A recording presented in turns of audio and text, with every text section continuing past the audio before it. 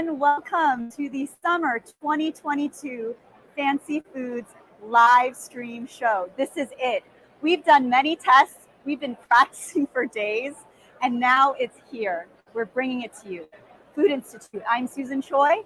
I am the Digital Media Director for the Food Institute. We are powering this live stream show brought to you by the Specialty Food Association. We are here at the Javits Center. It's awesome. This is day 2 of the convention, 3rd, 2022. Charlene, my crack producer, can you please put up a aerial shot of what we see here? It's gorgeous. You can see that people are milling around. They're checking out what the industry has to offer, all these amazing products, everything from wellness, health and wellness to international products. I had an amazing ice cream at the Turkish pavilion. Yes, we've got international pavilions here. We've got so much in store, and I can't wait to get into the show with you. We've got a great live stream plan for you. Don't go anywhere. And it's all coming to you in the comfort of your own home. Maybe you're in your pajamas. Maybe you didn't brush your teeth, you know, but that's okay because none of us can see you, but you can see us. That's what counts. You will be seeing the sights and hearing the sounds. I wish I could be bringing you the tastes and the smells, but in the future, I'm sure someone out there, somewhere out there is working on it. Technology. It's what enabled us to come to you in the comfort of your own home. So thank you for joining us. We were able to capture some inaugural footage. Charlene, if you could bring up that tape of the ribbon cutting ceremony when the SFA president, get Bill the Lynch, countdown started and cut the ribbon and open the show. And I'd love to have you join in on the countdown. Alan and Mariangela, if you could.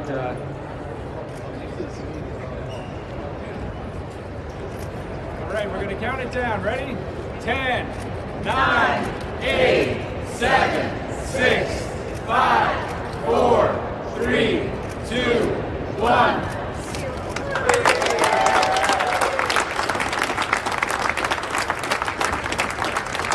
Have a fantastic show, everybody.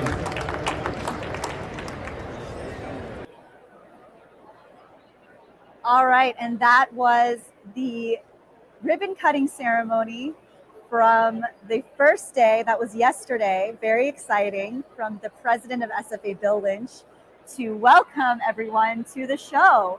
And I'm going to get right into it. We've got a great guest here with me. I like to think of him as SFA royalty. He's been on the board of SFA for the past 7 years, I think, 7, 8 years. Yes. He has been vice chair. He's currently chair. He's been chair for the last 2 years, and he's here with us today. I'm so excited to have him. His name is Charlie Apt. He's the CEO currently of Sarah Beth's. Yes. And he is a veteran business person in the specialty industry. So excited to have you here today. Thank you, Charlie. Well, thank you for having me. Yes, no, thank you so much. So it's been 66 years, we've been told, of fancy food shows. And it's the 70th anniversary of SFA. So tell me, as chair of board of directors, as a longtime member of SFA, how do you feel? That's exciting. The SFA has evolved so much, and you know, at one time it was called the NASFT, and now it's the SFA. The NASFT. Yes, National Association of Specialty Food Trade. NASFT. Yeah. Wow. Well, I think it's a good thing that they shortened it to SFA. Yes. A little catchier. Yes, I think so too. Yeah. So it's come a long way, and the membership has grown. You know, Right. Back in the days, I think it was less than 2,000 members. Now we're pushing towards 5,000 members. Wow. And it's a younger, more progressive, you know, business model, I think, than it was. And it's come a long way. It's very exciting to be part of that. That's great. I mean, this is the first fancy food show coming out of the pandemic. I mean, how do you feel about that? How does it feel to be back after 2 years? We did, you may not. Oh, you did do Las Vegas. Right. So we did the winter show in Las Vegas back in February. But it is the first time summer. Yes, it's the first summer show in New York, and it's fantastic. The turnout is wonderful. We have a large return on exhibitors, and the attendance is really strong. So it's working out very well. And the same for the winter show. That was just as strong. Right. Between the winter and the summer fancy foods, I mean, I'm here at summer. I didn't get to go to Las Vegas. That probably was a great time, I'm assuming. It was a great show. That's great. People, this was the first time we were in Las Vegas. So historically, the winter show has been in San Francisco, which we all love. I mean, it was hard changing venues, but we thought it was the right time. It was time for a change, and Las Vegas worked out really, really well. People had a great time. That's great. So I was gonna say, I mean, especially as being here at summer, it just seems to have a special energy. Like people just seem to be really excited to be back doing their thing, connecting in person, right, with people, telling them about their product. Talk about. So it's been hard with COVID for the last 2 years, really, and not connecting in person. And we've done a lot of virtual work through the SFA, and there have been shows virtually, but and they're effective and they've worked well. But it's not the same as being in person and connecting and networking and talking closely with the booth people around you and the booths adjacent to you. And so it's really nice to have that personal contact. And that's what the SFA is all about. It's about members getting to know each other, networking, asking questions, learning about different opportunities, whether that's distribution or manufacturing or co-packing. And you get a lot of that in person. You don't necessarily get that virtually. So Right. I mean, I'm a journalist by trade, but I'm learning more about this, covering industry for Food Institute, and I feel like you hit the nail on the head. One of the first things I learned is you need those connections. You need a connection. Yes. You need to connect. You need to be a networker, right? You yes. need to meet people. You have to learn how to connect people to other people as well, right? So I that's what I love seeing. You're making new friends, right? You're checking out each other's products. And what I didn't say was you're here in person and you're meeting the buyers. Right. And that's ultimately why. That's it. That's We're that's here. It right there. We're here for business, right? Yeah, so it's a business. There is nothing like meeting a buyer in person. Right. That and making that connection. Right. Rather than doing it virtually or over the phone. That's really and I remember, not to be too nostalgic, but 25 years ago when I started the show as another brand, Traubella, I remember meeting one of my first buyers in person at the show, and it was so exciting. It was a big opportunity for us, and just meeting him in person and making that connection and growing that business together, that was huge. Wow. And that's really part of the magic of these shows. It's just that connection. That's amazing. I love what you mentioned about. Excuse me. We're live, everyone. I can't hide that cough. If you have to cough, please do as well. I love that you were just mentioning a memory from 25 years ago. I would love to pick your brain. What was it like? What were fancy food shows like back then? Oh, not a tremendously different from now, just smaller. So smaller, and also obviously the trends have changed dramatically, right? So the specialty food, or NASFT at the time, was really more about European foods, right? So the whole thing started really about this organization wanting to bring European foods into the U.S. because at the time, the really good foods were coming from Europe. They were not here in the U.S. There was a lot of commercialization of food here. Processed foods were huge back then. So John, who was the founder of the NASFT at the time, really fell in love with European foods, and he started to connect with distributors of European foods, and then they created this organization. And that's what you saw a lot of, was cheese and meats and all sorts of things from Europe. And that's how it really started back then. So you would see a lot more of that than you see right now, which is all sorts of progressive foods and, environmentally, sound foods and everything else. Sustainability is so huge right now. Right. And so huge. Yeah, so that's the difference. I love that story because it reminds me, it seems to line up with what I've been learning about historically in the culinary world. There's kind of the same thing in terms of like fine dining in America. I was reading a book about it, and around that time, I saw a similar shift, like what you were describing about how domestic cuisine was all very commercial, very processed. Yes. And there was a growing group of chefs, I think especially in California at the same time, they wanted to bring fine dining. They wanted to bring specialty foods and incorporate it into their cuisine, and they wanted to prove to the fine dining world, which is mostly Italy and France, that America could do it just as good, just as well. Yep. I think it was like a California movement. Alice Waters and Jonathan Waxman, right? And yes. It's fascinating. You hit it on the head. Yeah. That's exactly right. So California really started that trend, and so they sort of knocked on the door and said, "We can do the United States. We've got to change the model. We've got to use fresh ingredients. We've got to push the envelope and be a little bit more innovative and get away from just the standard practice of commercial meals." And that really was the beginning of what you see today. So yeah, thanks for bringing that up. Yeah, no, I love that. No, it was I got that from a Ruth Mitchell, Yes. the New York Times food critic. I'm a huge fan. She's a great writer. Yeah, I know her, Ruth. Yep. Oh my gosh. Yeah. So she's so great. And then you had people like Ruth who were involved at the time. Absolutely. And she was in that. She was right in the thick of it. Right in the thick of it. And Alice Waters, like you said. Right. She was so ahead of her time. Yes. She's like, but eat local. Yep. Right. Grow if you can. Eat local, buy local. Right. Absolutely. Amazing. And they, you have to give them a lot of credit. They were the ones that really pushed it forward. Right. Right. So. Awesome. I love that. I love that connection. Yeah. We should probably bring it back to SFA. Yes. What does it mean for you as a member?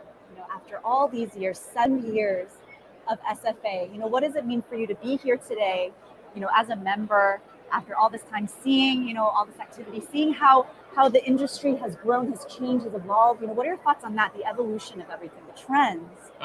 So on one level, on the board level, let's say. Yes. What we've seen is a change of the guard, and in a very, very healthy way. So a lot of the members on the board now are younger. They come from a different background. In some ways, they have more professional skill sets than maybe some of the older board members, because in the old days, some of the board members were founders of their companies. Okay. And founders are wonderful. They're committed, they're dedicated, but they don't necessarily have certain aspects of business training. So I think the board now is comprised of people that from different walks of life, and perhaps with more training in terms of different aspects of business, as well as having developed their own food company. So they're better rounded, I think, perhaps, and maybe that's not a criticism of the old board members. It's just it's just a different type of board member. And then you see that reflected here on the floor. You'll see companies that are groundbreaking in all different ways, with the ingredients they're using, the product, who made cauliflower chips, right? Okay. Back in the day. Right. You just see people pushing in all sorts of use of proteins and vegetarian. Creativity. Yeah, thank you. The creativity now is just off the charts. Yeah. And that's the new membership, and that's the new board. Right. And that's what that innovation, that youth, that energy, that's what this organization needs. That's great. Yeah. I love that. What is a product? Can you tell me, is there a product here that you've seen that has jumped out at you at all, or any that you like? Or bring the viewer on the floor here.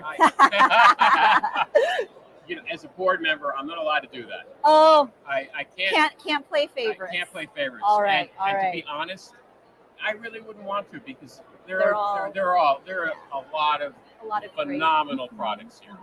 There's a peanut butter next to me where we have our booth, which is phenomenal. I've never seen it before, but she's done some really, it isn't just peanut butter, it's all sorts of unique additions and different approaches to peanut butter. Right. So that's just one of thousands, right? Yeah. So you can't pick and choose. Yeah, that's true. I mean, I tried some matcha granola the other day. I thought that was interesting. And then I had told you I tried an ice cream on the third floor, and it was like this very dense Turkish ice cream. I thought that was amazing. I mean, I love a show like this where you can just discover different things that you normally never would. Yeah.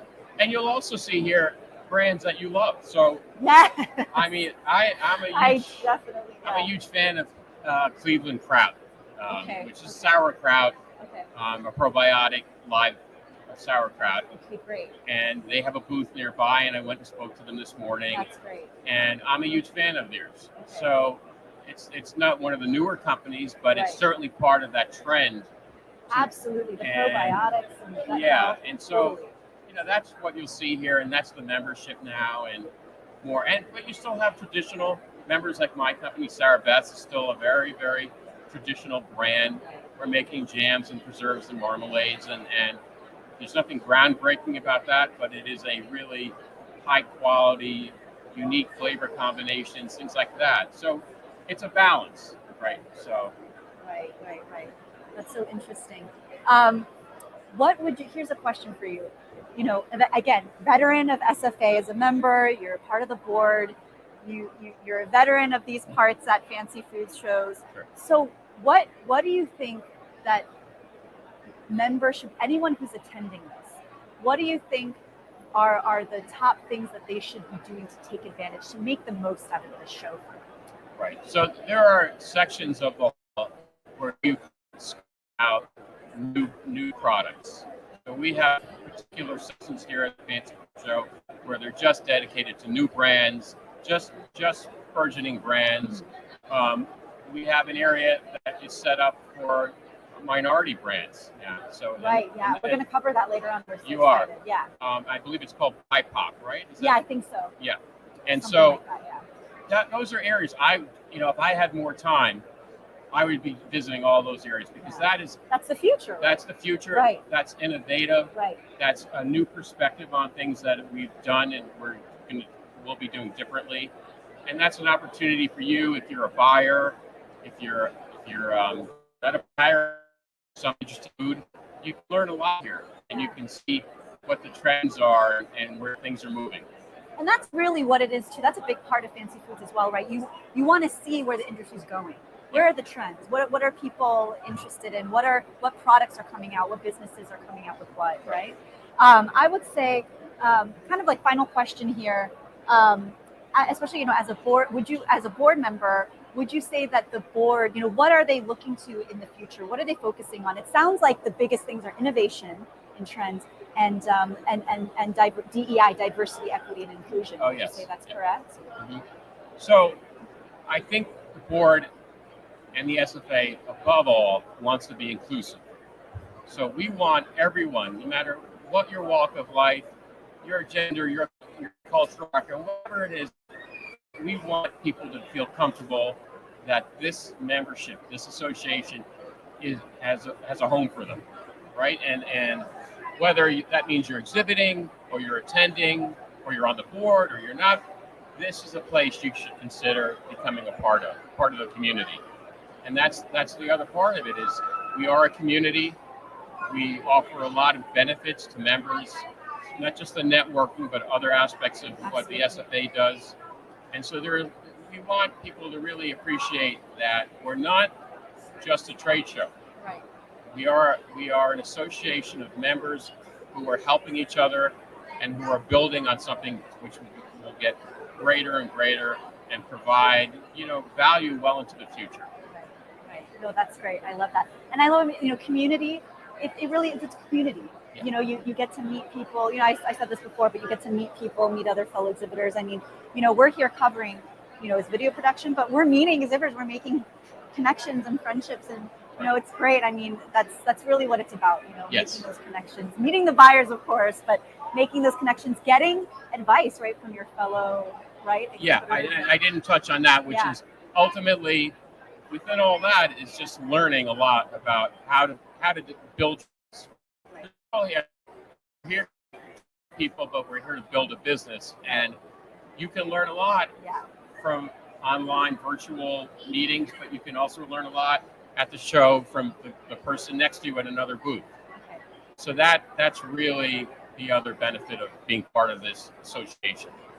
I love it. That's what makes Fancy Food so awesome. Charlie Apt of the board of SFA, Sarah, thank you so much for being on. Thank you for having me. This has been a lot of fun. Yeah, till next time, we'll have you on again. Love to. All right, great. Thank you. So moving on, now we're going to go to Ron Tanner, our very own Ron Tanner, Senior Advisor at the Food Institute. I mean, veteran of SFA, veteran of Fancy Foods. He is here live. We're going to take you on the ground. We're going to give you some action here. Let's bring him up. Yes, there he is, Ron Tanner. He is over at the Startup Pavilion. Very exciting. Ron, what do you have? Well, hello, Susan. Over here at the Startup Pavilion, we're going to try to walk through the aisle, but it's so busy with buyers, I'm not sure we'll get through. I hope my camera person doesn't fall over as she's moving backwards. We have to the right here a company which is a partnership between Palestinians and Israelis based out of Cleveland making tahini. To the left, we have Sierra Diablo, which must be some really, really spicy products. Hello there. Your product is spicy, I'm assuming? Spicy product, right? Very spicy. So, and as we just keep moving down here, these are all companies that have been in business for less than a year. As Charlie was saying, we really want to promote the new companies and what they're doing. So as we're coming along, we're going to be coming to Sunday Night Supper. Sunday Night Supper is a great company based out of Des Moines, Iowa. This is Eileen, Sunday Night Foods. Could you tell us why you started the company and what you're experiencing here at the Fancy Food Show? Thank you. First of all, we're thrilled to be here at the Fancy Food Show. It's a big experience for us. We are a new company. We launched November of 2021. And so we've just been out in our first 7 months. We won a Sofi Award. So we're really thrilled about that. And it's huge for us that we've had an enormous amount of attention and early success. And we are absolutely thrilled to be here. Now, what is your product? You have to tell us what it is. We make a pure chocolate ganache in a jar. It's a shelf-stable product. It's made with premium ingredients, Guttard chocolate and cocoa, Nielsen Massey's Ugandan vanilla, fresh cream and butter, salt, and sugar. That's it. No preservatives, no corn syrup, no emulsifiers, and we get a really silky texture by using a French technique. Great. That sounds great. I think our camera person is going to be back for a taste of that because she loves sweets. So we'll see you in a little bit. We'll just keep walking through here. We've got some small batch soy sauce. Fermented foods, a very, very big thing at the Fancy Food Show. So very important to have those types of things here. And we're just going to show you the entire pavilion here. It's an exciting place to be. If you are at the show, come walk through the Startup Pavilion. These people are going to be the future of food in the next, it could be in the next 3 months. You're going to be seeing these things in the stores, but they are going to be a very important thing. And the specialty food industry, always new, always innovating, and this is a great place to see the innovation. So we're going to walk back through a little bit and show you some of the other companies. Come on, Paolo. We didn't get enough of it, so we're going to go back through and see these products. We have a yishi, some real food, and I think we're going to go down to the end and maybe say hello to the Palestinian Israeli. So try not to fall as we walk through here. Not right now. Not right now. So let's keep going here, and we're going to go down to the end, and here we are. Hi. I'm Ron. We're doing a broadcast from the Fancy Food Show, and I'd like to just ask you a little bit about your products and your company. If you could just tell us. Always happy to talk about our product. So we're SOCO. It stands for Seeds of Collaboration. We have stone ground tahini. It's stone ground to perfection. On top of our regular artisanal, we also have tahini and pesto, tahini and dates. Only clean ingredients. No added sugar. Our tahini is so good. You actually can pour it out of the jar and use it without any extra preparation. The tahini and pesto is the ultimate salad dressing, pasta sauce. It's dairy-free, nut-free, an amazing solution for people that are, looking for their vegan pesto or have nut allergies. The tahini. I understand there's an interesting ownership to the company. Could you talk a little bit about how it all came to be? Yeah, sure. So, Uni and myself, who is my co-founder, we just couldn't find the creamy, delicious tahini that we're used to eating in Israel, like 5 times a day, from pickles to ice cream on literally everything. And so we had to take matters to our own hands and started SOCO. SOCO is an Israeli-Palestinian partnership together with our partner who makes probably the best tahini in the world, 5 generations now. We created SOCO. We donate 1% of our revenue to an organization called MEAT, which is in full partnership with MIT. That's great. We need to go. We're going to cut back to things. So good luck. Good luck at the show. I hope you get a lot of good customers.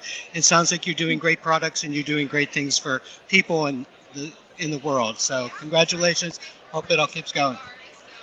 Okay, great. Thank you very much. All right, Ron Tanner. Thank you so much for joining us. That was awesome. I love seeing the tahini pesto, the chocolate. Ron, make sure you tell Paola to get me a sample. Hopefully he heard that. Anyway, we're going to be moving on. Hope you enjoyed that little slice of what Fancy Foods has to offer. Ron is going to be back with us from many other pavilions, so you have to stay tuned with us. We're going to turn now to a special pre-recorded interview we did the other day. The Food Institute's very own Brian Choi got to sit down with the president of SFA, Bill Lynch, to talk about his feelings on the 70th anniversary of SFA, the 66th Summer Fancy Foods Show. A lot to reflect on, and Brian got to get his take on how it all is. So please take a look. You enjoy.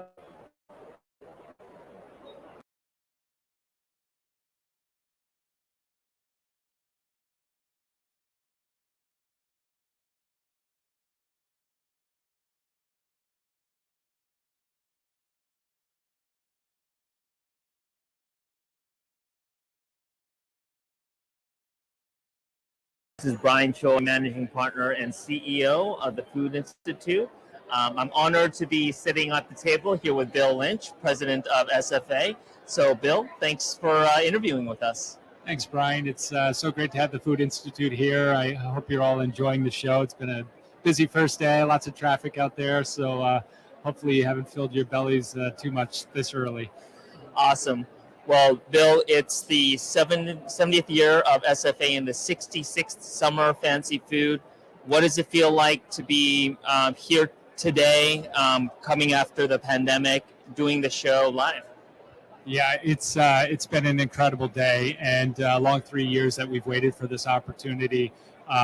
These shows really provide the greatest platform for us to engage with our community. So for us as staff, this is really the best opportunity where we can get face-to-face with our members. And for our members, for them, their best opportunity to business, get educated, connect with the community, and walk away inspired. So the shows are just such a critical part of our business. And I think what we all discovered is over the last couple of years when we did not have the shows and we tried to go about it by digital means, we didn't necessarily fill the void as well as we could have. So these shows coming back are really important for our members' businesses. Awesome. So what's different this year at the Summer Fancy Food compared to previous years? What are some things that you'd like to highlight, and anything that you think would be interesting for our audience to know about? Yeah, so one of the things I will say that has been quite a surprise for us is that we have over 300 first-time exhibitors in the show. Wow. Which is a lot. And typically we get about 200 on an average. So that really speaks to the resiliency of our industry. And it also points to a lot of opportunities coming out of the pandemic for makers of specialty food products.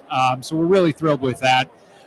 The attendance is certainly it's projecting to be beyond what we expected. Awesome. Coming out of the pandemic, we've been closely monitoring benchmarks across the trade show industry. And so we had level set expectations, but I got to say, if today's first a sign of the next couple of days, it's going to be, we're really excited about. And then, of course, one of the things that's new for us, it's been a while since we've done something like this, is that we're celebrating the trailblazers and leaders in our industry tonight at the award ceremony. And these are really truly inspiring people that have paved the way for many of the makers and buyers that you see here today, and inspiring. So I'm looking forward to having that time with the community as well. Awesome. One of the interesting trends that we've been following is just the rise in ESG and also diversity, equity, and inclusion. I know that this year there's particular emphasis on DEI. Can you tell us a little bit about that? Yeah, absolutely. And thanks for asking about that, because it's really important for our industry. And the Specialty Food Board of Directors and the staff, we've made a commitment to investing in creating a more diverse and inclusive specialty food industry. And we didn't want to just talk about it. We wanted to put our money where our mouths are. So we've invested time and resources and energy into trying to create a platform for those underserved community members. And we're in a fortunate position to develop a relationship with an organization called Included. They are an organization that represents BIPOC makers, and we're proud to have a pavilion here at the show. We've got close to a dozen makers that are participating, and it's just really important. And, you know, as I think about all my years with the Specialty Food Association, and I think back, you know, to the 90s even, you know, when I look out across the exhibit floor today, I see a much more diverse representation of our industry, which is just something I think we should all be proud of.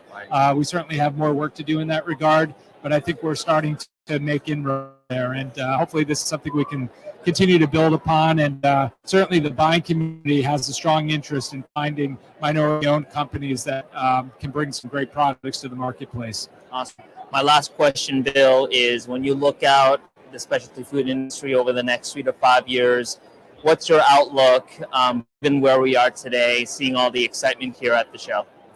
Yeah, so if today's any indication of what the next few years are going to look like, you know, hopefully we don't run into any more pandemics. But I think over the last couple of years with the pandemic, the increase in demand for specialty products certainly skyrocketed. And I think with more people dining at home, that certainly helped our industry quite a bit.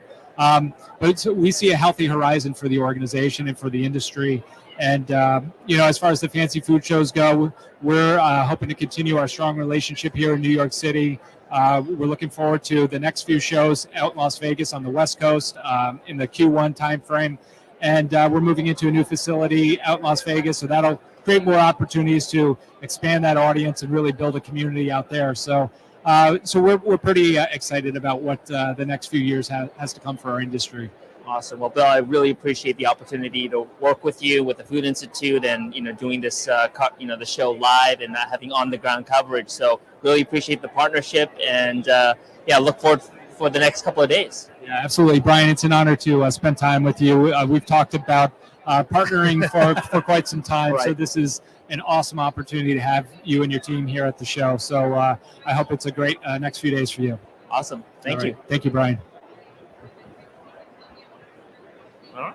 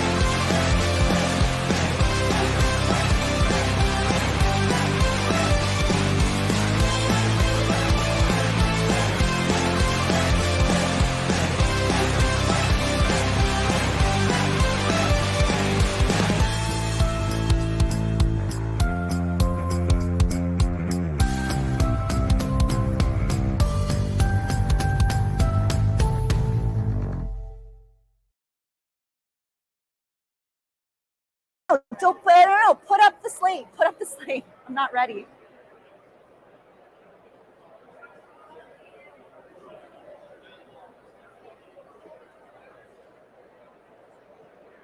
Oh, take me off.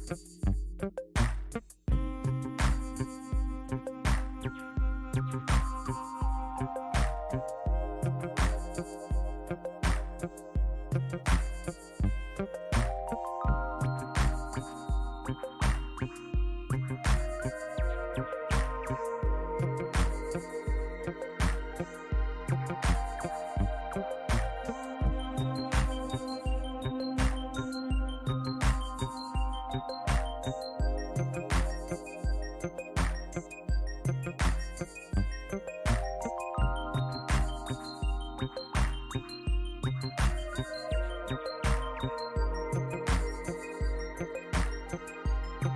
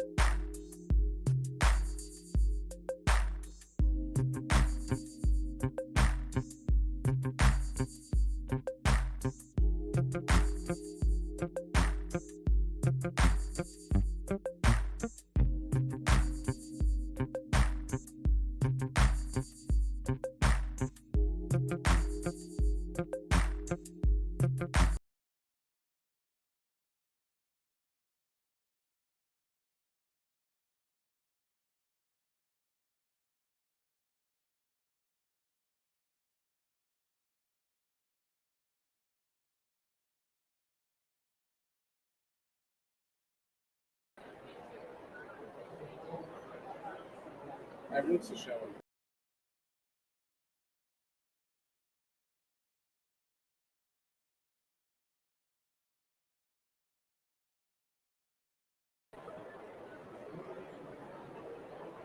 And we're back. Thank you so much for joining us again. Just to remind you, we are here at the Javits Center. Why? Because it's the 2022 Summer Fancy Foods Show powered by SFA. This live stream powered to you by the Food Institute, www.foodinstitute.com. I am your host, Susan Troy, and with me today, I have two very special guests. In addition to the wonderful things here at Fancy Foods, there are some very special awards, and among them, the Sofi Awards. Very, very coveted awards where entering products are selected as winners via blind taste test by a panel of judges. Very coveted, very competitive, and I am sitting here with two of the winners this year of the Sofi Awards. We have Jeff Sadaka and we have Maya Talarico. Talarico, yes, of Sterling Caviar. Welcome to you both. Thank you so much for being here. Thank you. Don't forget to hold the mic up close so we can hear Thank your you. beautiful voices. That's right. So, first of all, yes, congratulations. Tell me, so what category was it that you won? What award did you win? We won in the seafood category. So we won the gold in the seafood category. And then a few weeks later, we were notified that we got product of the year. So Amazing, it's very amazing. exciting. For So- the entire show, I guess, for all the categories. Right. Remember to hold up that mic close. For all the categories. Right. Okay. So tell me, what was it like? What made you, tell me about the process to apply? What made you guys decide to apply? You know, tell me that story. So, well, first and foremost, like Sterling Caviar has been around for 39 years. And in October of 2020, it was acquired. And so basically, for the last 19 months, it's been a brand new leadership team. So in Las Vegas, we went to the Las Vegas Winter Fancy Foods, show, right, the very right. first one. Okay. And after that show, I remember coming back to the office and saw the emails for submitting our, the entry. Uh-huh. And I really didn't think anything about it, but I eventually did it. And Okay. and then here we are. And here you are. Here we are. Oh my yes. goodness. Okay. So yeah, tell us what it was like when you guys found out you won. I mean, were you thinking my like, gosh. okay, we'll enter and who knows, or? That's exactly what it was. It's so it was very surprising to even get the gold. Everyone at the staff. I mean, the whole staff Wow. was high-fiving. Yeah. And then when we were notified about product of the year, I was actually thinking someone's pranking me. And You keep waiting for the cameras to show up. exactly. But yeah, I think we're still pretty high on whatever, but we're over the moon.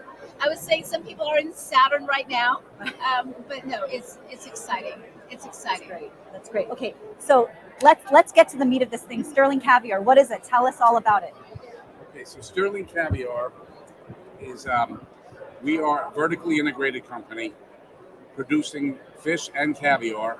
And when I say vertically integrated, what I mean is we do everything from breeding the fish and raising the fish and feeding them all the way through growing them out, in some cases 7 to 10 years. So sorry. And A then- little bit more. Yeah, there And you then go. we process the caviar, and then we sell it through our own chain, our own sales chain. So we have a control of our product from, just like in agriculture, from the time it's seeded until the time it hits somebody's table. Wow, that's amazing. And how long has this company been around? The company's been in business for 39 years, and our group, Eugene Fernandez, who's the major owner, our group acquired it in October of 2020. Okay, so what was it about this company that made it the perfect acquisition? Well, you know, Eugene has always had an interest in agriculture and fish. I have 50 years in the seafood business. Wow. And basically around What was your mostly shrimp. okay? All right, and I've built and managed farms in several Shrimp Asian farms. countries, shrimp farms, Wow. and Wow. in South America. Okay. And Eugene and I are friends. He knew that. And when he bought the farms, we saw an opportunity to begin to promote aquaculture in this country instead of what I've been doing over the world. And Eugene has gone into it 100%. We're the largest producer of caviar in the United States. Wow. You know, and I was just hearing the other day with friends, caviar is a growing trend in the bar scene. Yeah. Kids are. Is this true? We need to see your audience comment. You take a bead of caviar, like some caviar, and then a shot Not a of. bead. You put a bunch of caviar, Oh, and they're it's like- doing it's like a salt. shot. Oh my lord! And Can you do you what? So what's that about? And what's the alcohol of choice? What do you usually do that with? Generally vodka Okay, or that champagne. makes sense. Vodka or Oh, champagne. this is a very Lux thing then. It's Okay. a very okay. Lux, and it seems to be something that just started happening. Okay. That we saw the articles come out in New Right. York Times and Eater and so Okay. forth. Okay. And it's become a big bar thing. Wow, interesting. I mean, have you guys seen your sales kind of go up? We are expecting our sales to Right. go up dramatically. Yes. That's so interesting. So you were saying, you know, getting you know, working with Eugene and using your expertise and working in businesses abroad, and now you're doing your thing domestically. What are there huge differences? Do you find that it's a smooth transition? There are huge differences. Aquaculture has never really taken off in this country because there are so many hurdles and Yes. So and many challenges. regulatory hurdles. Right. But the government in the last few years has become more amenable to aquaculture, Okay. especially aquaculture like ours that's really totally sustainable and certified sustainable. So, again, we have, we eat about 94% of the fish that we eat in this country is imported. Right. And that's a real good thing to continue to do. Yeah. So, developing domestic U.S. aquaculture that's sustainable has been high on Eugene's list and high on ours. Right. I mean, but tell me about that. I mean, there's probably a lot of challenges to that as well, or what's that been like? The Trying to challenges establish mostly have to do with environmental regulation. that? We're dealing in a lot of countries where they don't have the strict regulations that we have, and they're very competitive. But with the development of the technology that we have now, we're really able to be very, very environmentally responsible, socially responsible, because here it's not an issue for us like it is in some other countries where there are labor, issues with labor. Our farms are basically either recirculating aquaculture, which means we don't discharge the water; it gets filtered and reused, or one of our farms has a discharge but doesn't discharge into the estuary. Our water, with the nutrients, goes into the irrigation district and gets used by the local farmers. So we're a Monterey Bay Aquarium Seafood Watch, which is one of the authorities on declared California caviar is green best choice. So they recommend that if you're going to eat fish and it's farmed, eat ours. Right. I mean, I love that, what is embedded in the ethos of the company. I mean, it's very relevant. Sustainability, right? Sustainability, saving the oceans by, using what we have domestically, right? Myra, tell me about your role at Sterling Caviar. Tell me about what Sterling Caviar means to you. Oh my gosh. So I actually was consulting with a company before it was acquired. And I have to tell you, I don't eat caviar. So Very interesting right I now. eat her Very interesting. Okay, So- you eat her share. Okay, yeah. all right, So all just right. like Fair I don't enough. eat oysters or sushi. Oysters.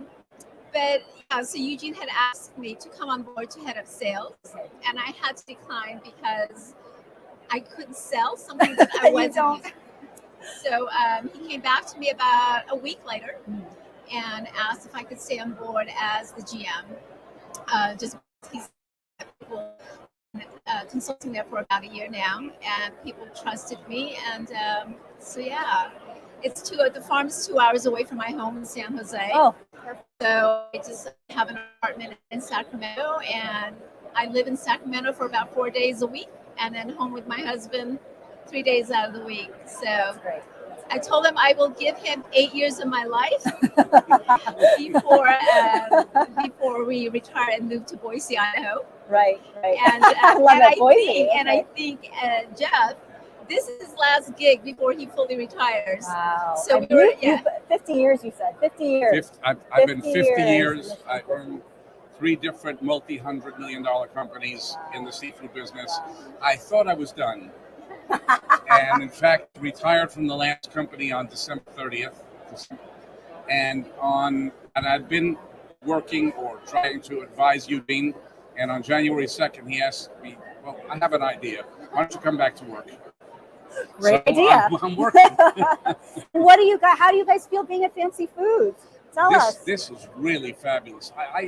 We were in Las Vegas, and a lot more people showed up in Las Vegas than we Right. thought, I heard and it it was very good.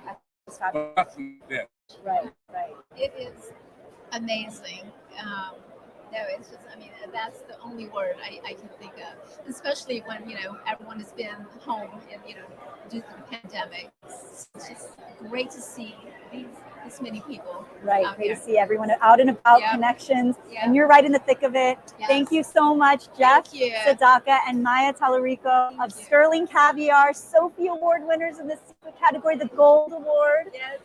Very, very good job. Very well done. I'm sure we'll be seeing much more of you. Thank you so much for joining us. Thank you, too. Thank you very much. Thank you so much. Stay right here. We will go on now to our very own man with the master plan, Ron Tanner, Senior Advisor at the Food Institute, veteran of Fancy Foods. I believe, Ron, we're at the Cheese and Deli Pavilion. Is that right? Take it away for us. What are you seeing? Yeah, that's right, Susan. We're here at the Cheese and Deli Pavilion. It was a little hard to stop to talk to people because there's so much great cheese to eat. But we're here with one of those great cheesemakers, Jill Giacomini Bosch from Point Reyes Farmstead Creamery. And I have been at her production facility. It is one of the most beautiful you'd ever see. So tell us a little bit about the business and tell us why you're happy to be back at the Fancy Food Show. Oh, sure.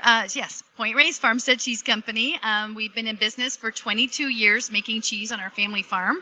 My sisters and I actually came back to the farm and took it over from our parents, and now we're 100% women owned, and we make a great line of artisanal handcrafted cheeses both on our farm as well as at a Sonoma County production facility about a half an hour away.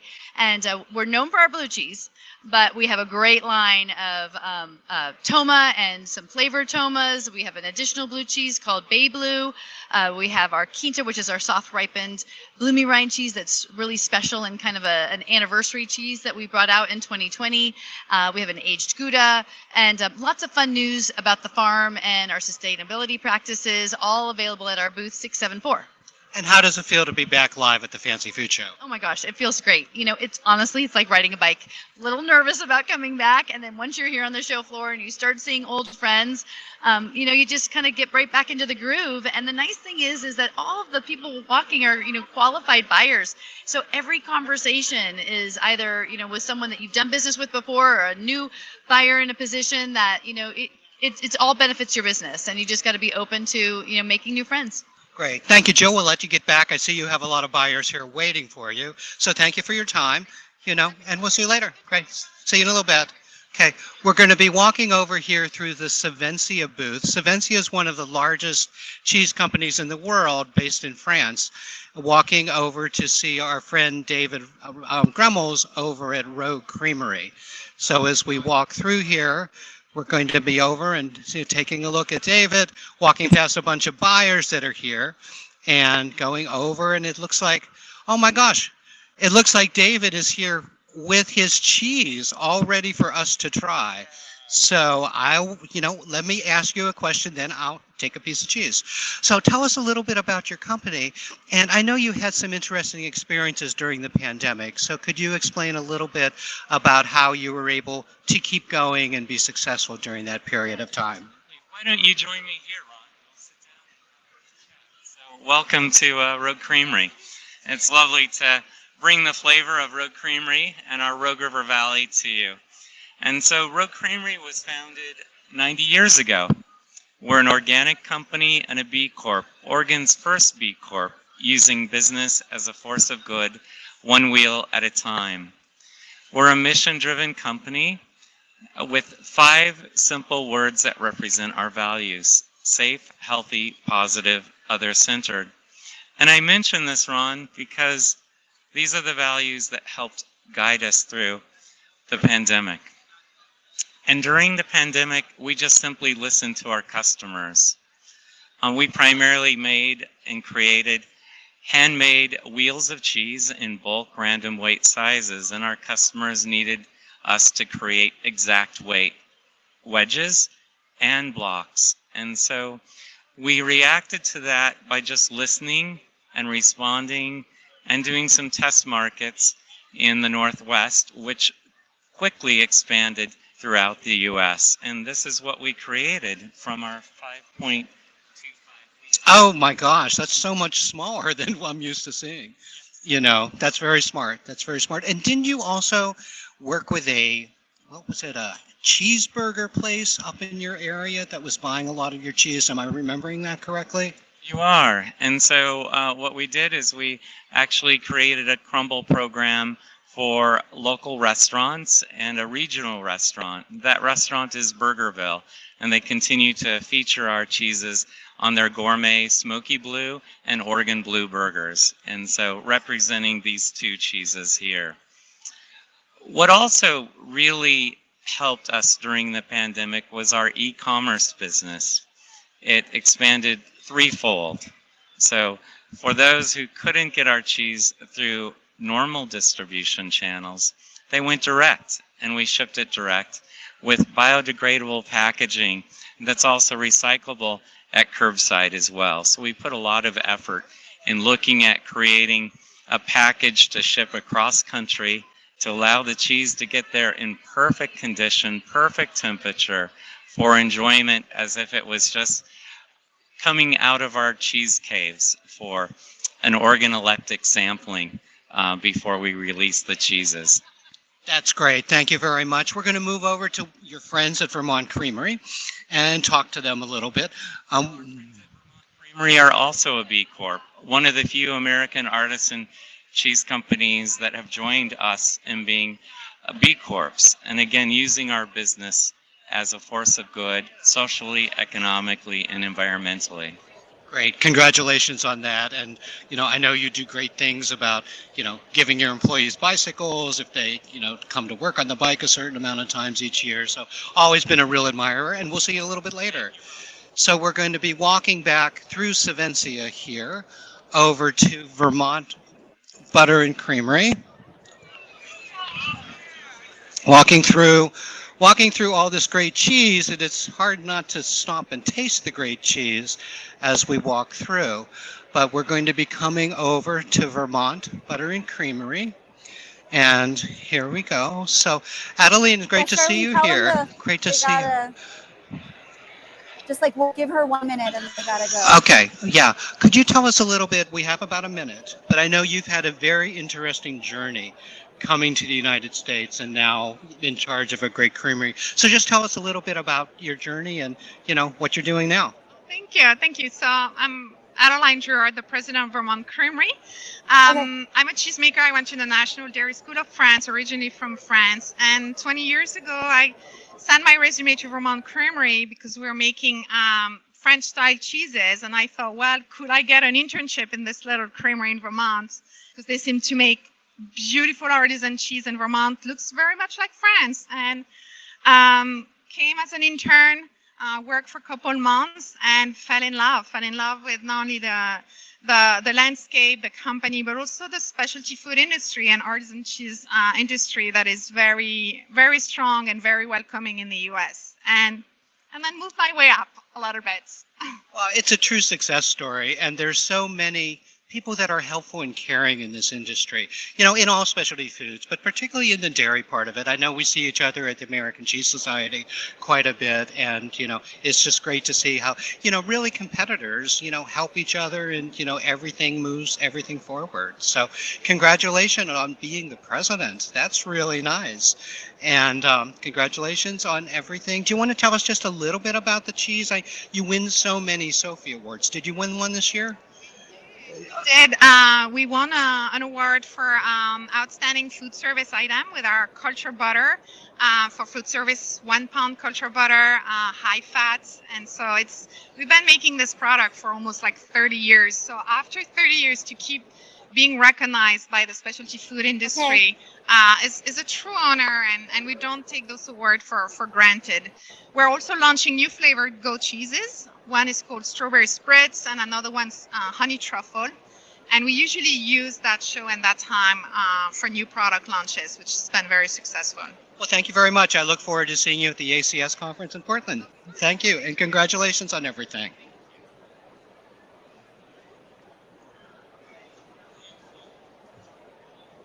Okay, great. Thank you so much, Ron. That was awesome, seeing all that is there at the Cheese and Deli Pavilion. Thanks a lot, Ron. And so we're going to take Ron down here because I've got a special interview for you now. We got to interview Mike McMahon from Bristol Farms in Southern California. He's the director of grocery with more than 30 years of experience going to these types of shows, seeing what's trendy, what's not. And our very own Chris Campbell of the Food Institute got to talk to him, get his insights of what he's seeing, not only here at Fancy Foods, but in the food industry. Please take a look.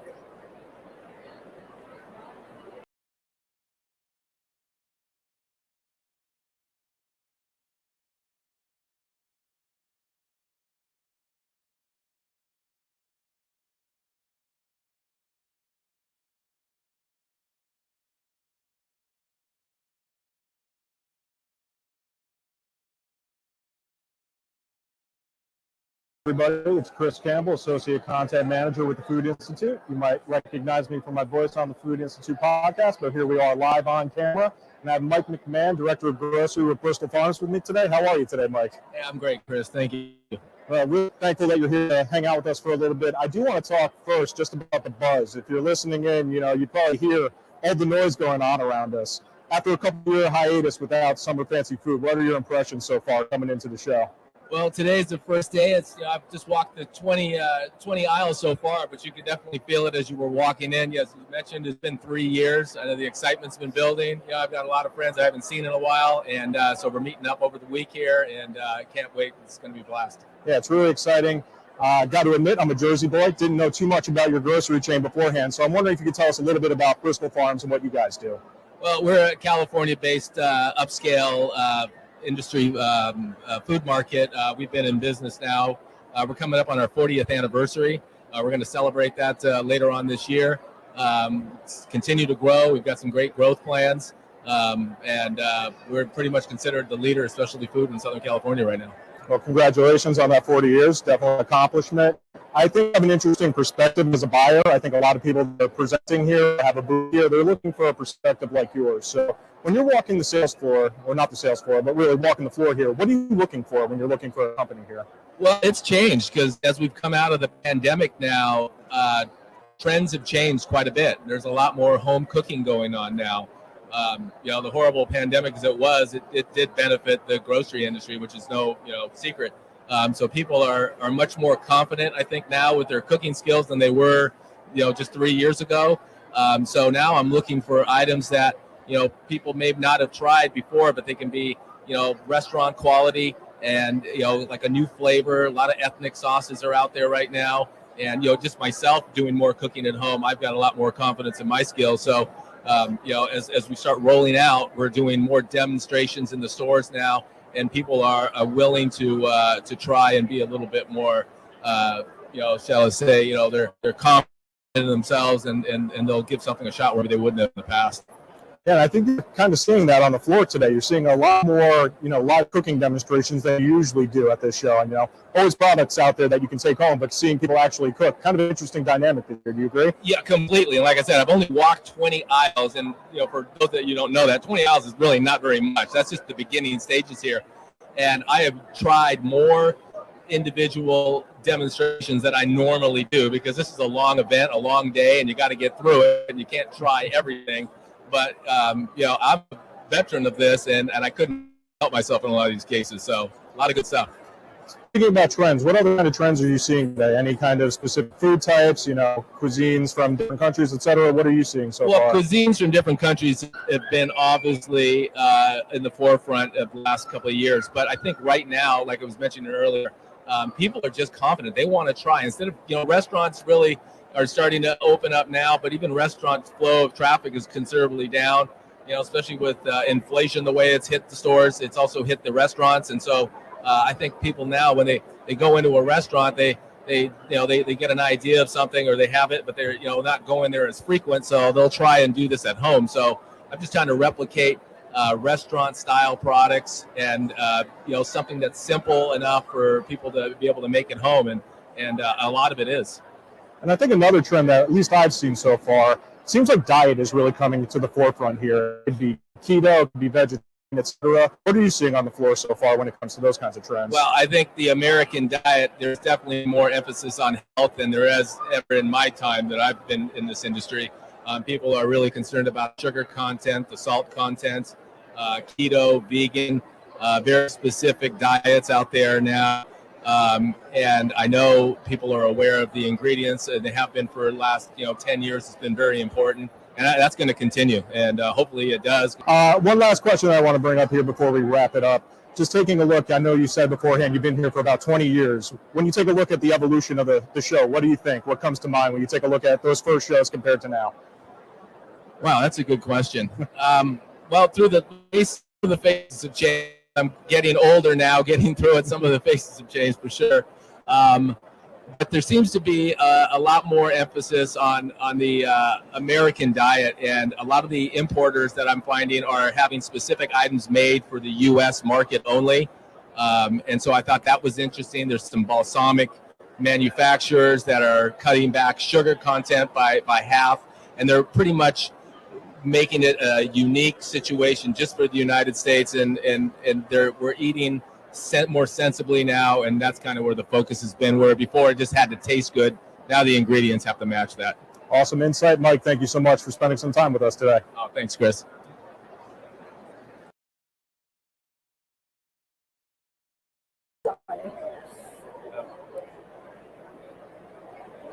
All right, that was Chris Campbell with Mike McMahon, Director of Grocery from Bristol Farms. I hope you enjoyed that interview. We're going to take a quick commercial break, but please stay with us. We'll be back with David Lockwood of the SFA Specialty Foods State of the Industry Report, all the latest stats and trends that you need to know. Stay with us. We'll be right back.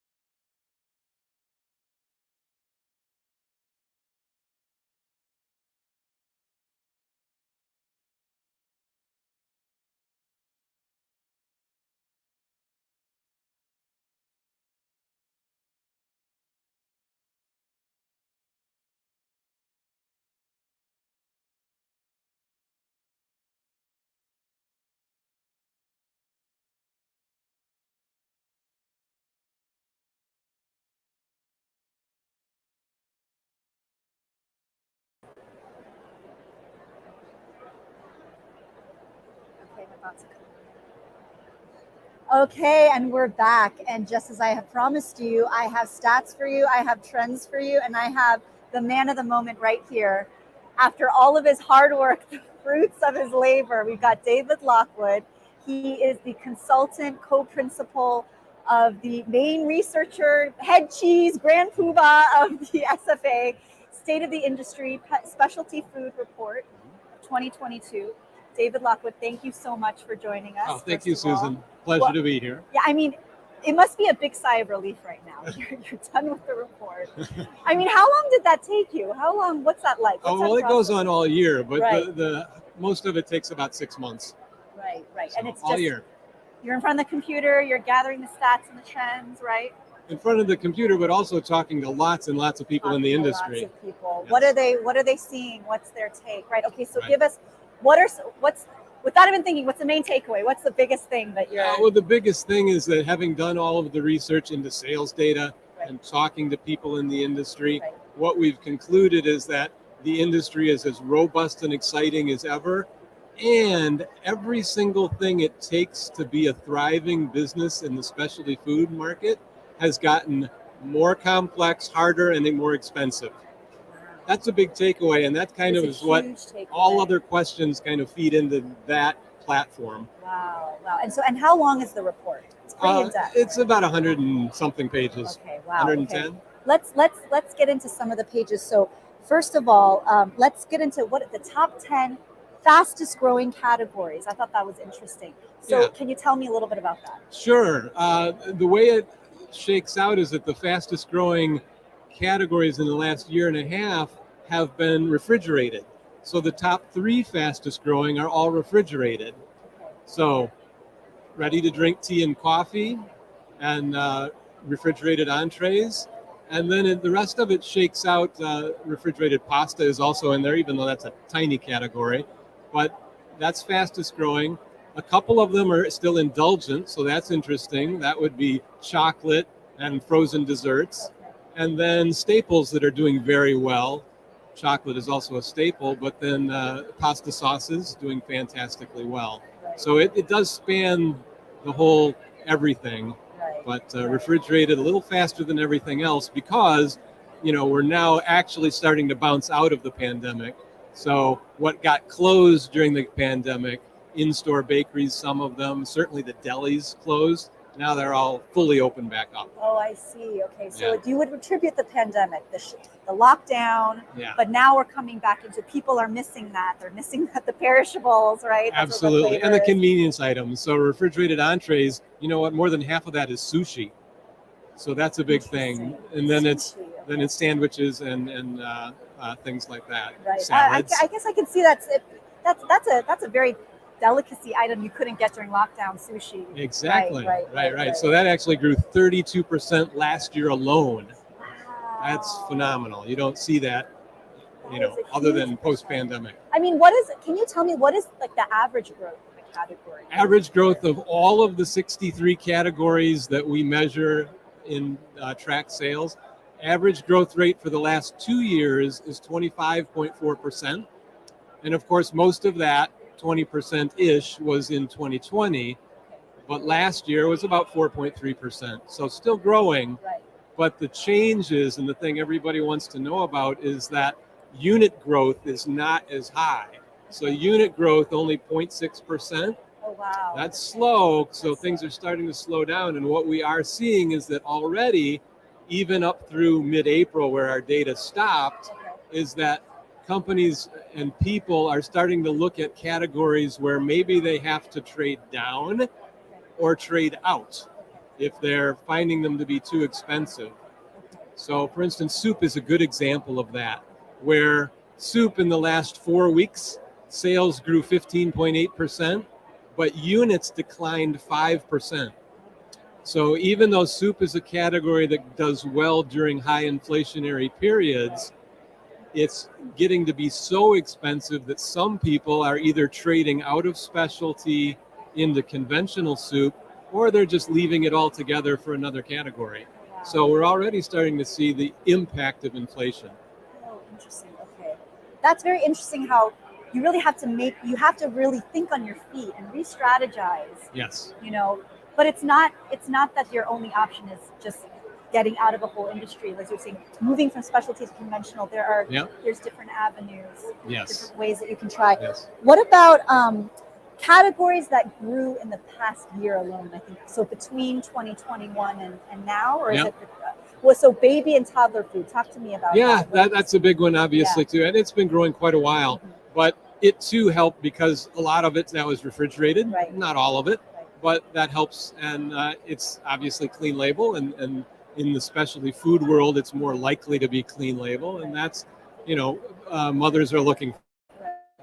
Especially, yes. I mean, with the onset, this may not be in the report, but what are your thoughts? With the onset, with the challenges with the baby formula. I'm sure we're anticipating we're going to see a big increase. We're going to continue to see that category grow. I've been hearing in the news, parents, they're just starting. Their babies on and that's one that caught people by surprise. Even though we've been living with supply chain issues for now a year and a half, nobody saw the baby formula thing coming because it was concentrated so much, not in the specialty industry, but with companies like Unilever running short of product and having to shut down a huge manufacturing plant. So that was, not it so much to do with the specialty food industry.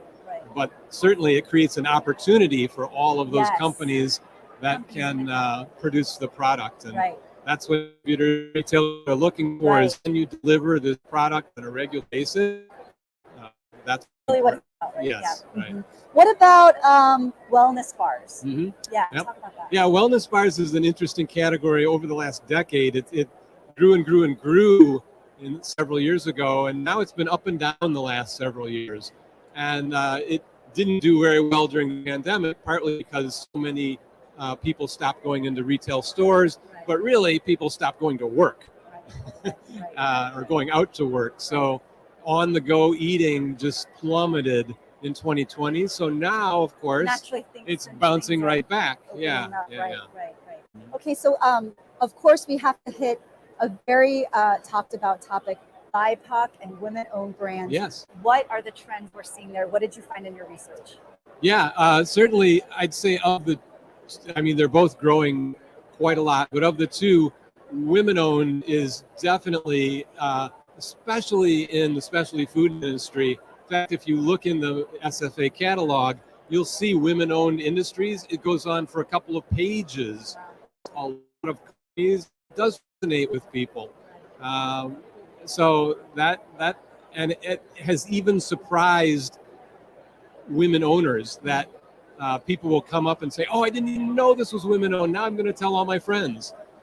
So that one resonates a lot.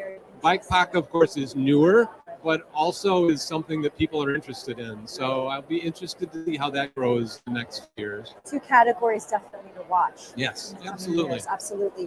What about the plant-based market? That also has got a lot of buzz. What were your findings there? Are people sick of it? Are people still caring about it? What do you got? Oh my gosh, that could take the whole show because it is so dynamic and changing so rapidly. Wow. I'll try to be as brief as possible because I can hardly do it in less than 10 minutes. But specialty food, plant-based has been growing a lot, as you know, in the last several years. But guess what? It stopped and came to a crashing slowdown last year. So in 2020, it grew 22%, which is a lot and a little above average. In this past year, it only grew 4%, so barely as fast as the rest of the market. Why is that? It's because what everybody knows is plant-based is Beyond Meat and Impossible Foods, which both really burst onto the scene in 2019. And that's what's accounted for a lot of the growth in the specialty food industry.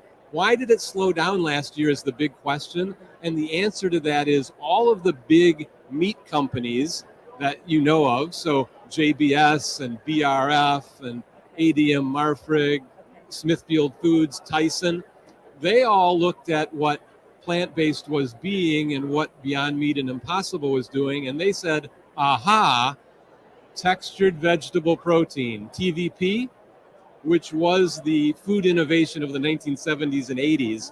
So literally they think, you can just make a look-alike product out of vegetable protein or soy protein.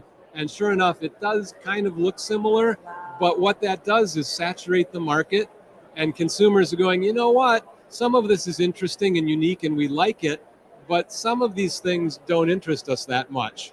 So growth has slowed down a lot. So what I say is this is what I call the new proteins market.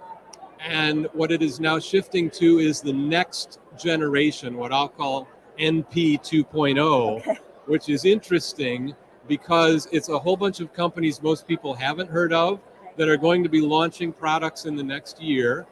And you'll start to see things not as the scale of distribution that will feed the whole world, but will be at least enough distribution to where you and I can buy them in stores. Wow. And that will be companies like Nature's Find, Right. My Forest, Meaty, Upside Foods, Aleph Farms, all of those kinds of companies are going to start coming out with launches toward the end of this year. Just to give you an example of, when is it going to feed the world? Well, several weeks ago, you probably would have seen that Eat Just took in $467 million, most of which is to build a bioreactor that will produce 30 million pounds of product annually. But it costs that much, and it's going to take a year to build because there's never before been a build out of the bioreactors that you need if you're using fermentation or cell-cultured products. And it's going to take a couple of years to ramp that up. The infrastructure literally doesn't exist to feed the world with all these great new products yet. It's coming. It's coming. It's coming. Wow. Sorry, world hunger. Like I say, going from the stats of the food industry to solving world hunger. I love it. Yes. For us, all the latest stats trends, the SFA 2022 State of the Industry special report. You can find it. You can purchase it at sfa.com. Members get discounted pricing. That's something to know about. David Lockwood, principal, main researcher of the report. Thank you so much for joining us. Thank you, Susan. And I'll talk to anybody. Thank you so much. Thank you. All right, so moving on to Ron Tanner. Thank you, Ron, for hanging in there. We're heading in a little late the live stream, but Ron Tanner, main man over at the Sweets Pavilion. What do you got for us? Well, thank you, Susan. I've known David for a long time, and he is a very good talker. But we're going to move from research over to sweets. We just pretty much ate everything they have at the Cheese and Charcuterie Pavilion, and now we're in front of the Jelly Belly booth. Jelly Belly has been in business since 1898. One of the original sweets companies in the United States, started in Chicago. Now they've moved to the Central Valley of California. And they've come with a lot of different products. They have different products every year, but they have a Harry Potter line, which they are promoting at this show, because as you all know, Harry Potter is always, always, always popular. So now we're going to be walking down the aisle here of the sweets area. It looks like there's about 5 different aisles with sweets. So if you are at the show, or if you're going to be coming back to the show and you have a sweet tooth, this is a great place for you to go. There's Sweet Shop USA. They're from Texas. They make wonderful, wonderful products. We're going past the bosenstore.com and trying to make our way through here, but everybody is just eating chocolate and not really paying attention to where they're walking, except for us. But we're doing okay. We're moving down here a little bit, going past Melville, handcrafted in the U.S., and then something everybody knows. You see Tarani in pretty much every coffee shop in the United States. They've also been an exhibitor for many, many years at the Fancy Food Show. We're crossing an aisle here, and then we're going to get and meet one of the newer companies, sweets business, and one of the more established companies in the sweets business. So we're coming down, we're approaching Scamps Toffee and Sweets, which won 3 Sofi Awards this year. So they must be really, really good products. And we're coming up to Amy. Amy is finishing up with a customer, but she will be with us in a minute. So, yeah. So, Amy, hi. Thank you for joining us. I'm going to put this very close to your mouth. But tell us a little bit about how your company started. I know I used to go to Ligonier all the time as a kid, beautiful, beautiful place. But talk idyllic, very idyllic. So talk about how you started, and is this your first fancy food show, or okay? Food show as having a booth. Prior to that, I had come as a visitor. And it was exciting for us to finally have an opportunity to come. How we got started was I had a partner, and she had the recipe and I had the marketing background. So hence all the orange and all that. And we started out with certain chocolates and toffee, and then we kept tweaking it and getting better chocolates as we went forward. And then we became very toffee-centric, you might say. Then I bought her out, and I continued on with toffee-covered popcorn and toffee sauce for toppings. And we have our toffee in milk chocolate, dark chocolate, and white chocolate. Then we decided to enter these books for the Sofi Awards for what the heck, we've been working for 11 years on this, why not try it? So we tried it, and we won 3 awards in 22. Well, congratulations. Now, which is your favorite product? You feed your own toffee, I assume, right? Oh, absolutely. I think dark chocolate for me. Is it the dark chocolate? It is the milk. Actually, the milk chocolate, which is a Swiss chocolate. So, what's the experience been like being at the it has been very enlightening. Because you're dealing with large buyers than you could have ever connected with prior to being here. So it'll be interesting after the show what that fallout will be like.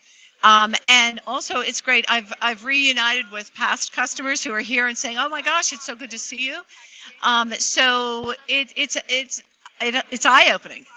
And is where would you like the company be? High end that from the very beginning, that we're very specific about who our customer is and what they look like. And so not everybody can pay those prices. We're very true to our product line and our brand. So I don't sell for less. Yeah, that's good. It's good to know where you want to be, because that's the way you're going to be successful. We're going to move over to your neighbor here for Andres. Thank you. I know our camera person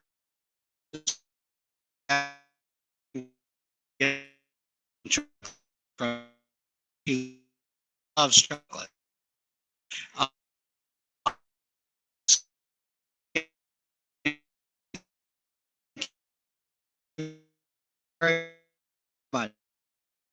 Open, so he uprooted my dad, who was 5, my grandmother, and they started Andres, and luckily for me created a successful candy business, chocolate business, and now we are just really working hard to really grow exposure nationally to what we're doing, what we're producing, and yeah, it's a really fun business, fun industry to be a part of. Start as a chocolate business or as a pastry business, or a combination? His original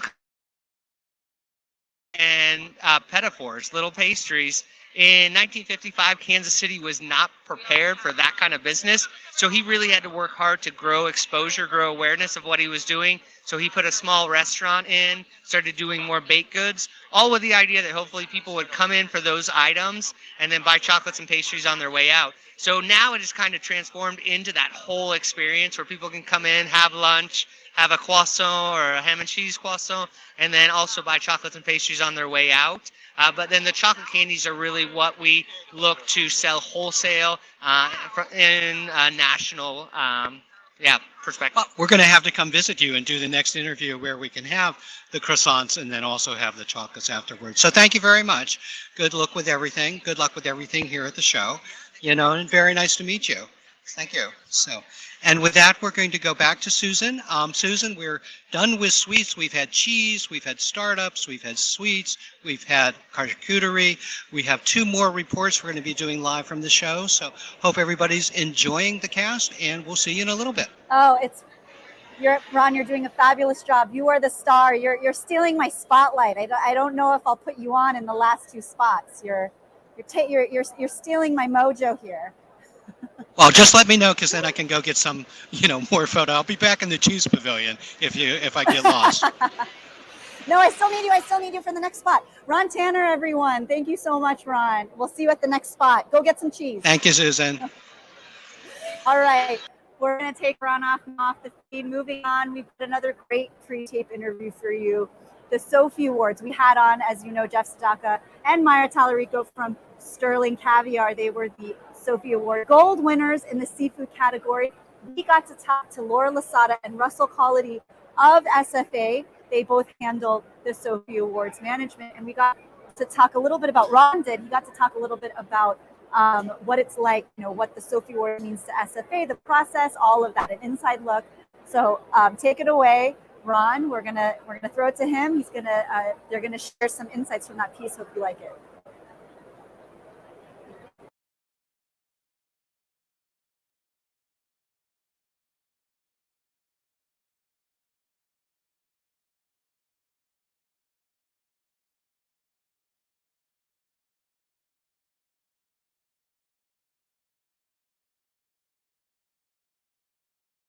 I am the Senior Advisor for the Food Institute, and we're here with Laura Lozada, Vice President of Membership for the Specialty Food Association, and Russell Collodi, the Membership Associate. And we're going to be talking about the awards for the association. Laura, could you talk about the importance of the Sofi Awards, what they mean to the association, and more importantly, what they mean to the members of the association? Sure. Thanks, Ron. The Sofi Awards are our most important recognition platform. It's our number 2 benefit available to the members of the association, and it's really something that's buyer focused. It's what the buyers want to see. They want to see what's new, what's special, and what's out there on the show floor is represented here in these amazing products. Our product is really showcasing the best of the best in specialty food. And I've been giving them for 50 years, not you yourself. Not me, thanks, Ron. What were they like when they got started back in, 1970? 1972, can you believe it? So it's our second oldest benefit, and back then we had only 2 awards, Outstanding Domestic Product and Outstanding Imported Product. And now we're giving over 100, so tonight we'll be awarding 2 more, and there's already 100 Sofis out there on the show floor. And the awards are in gold, in their product. Sure. Product of the year, if you could talk about that. Sure. We have 2 major categories, gold and new. And inside each of those, we have 50 product categories. Great. And Russell, you've been doing the awards for a while now. Yeah. 7, 8 years long. Like 12. 12 years. It's been 12. How has it been? How has the competition developed? And how are the products judged? I know that's changed over the years. How were they judged and how are they judged today? Today they're judged at Rutgers FIC. We had to move them there because of the pandemic. We've had our best year since pre-pandemic, 2019. We've had an increase in entries by a good 40%. So how many entries were there? Over 2,000 this year, which was really impressive. Exciting. Yeah, we were. I was tracking them every week, going, "Oh my God, Laura, they're going up. They're going up," and it's based on taste. It's based on nutritional value, ingredient, appearance. The only thing that it's not based on is packaging because it's all a blind judging. And it's all done numerically, I understand. Yeah, the scoring is all numerical, yes. Great. How did you develop that scoring? It seems like lots of different things were looked at. Is that based on what buyers are looking at when they bring in products, or how did the concept develop? The concept was actually developed for us at Rutgers Food Innovation Center. They came up with the scoring system and they came up with the evaluation categories for the products. Great. And what does a Sofi mean to a company that wins a Sofi? Well, I'm going to turn that one over to Laura. Laura, what does a Sofi mean? Fantastic. Thanks, Russell.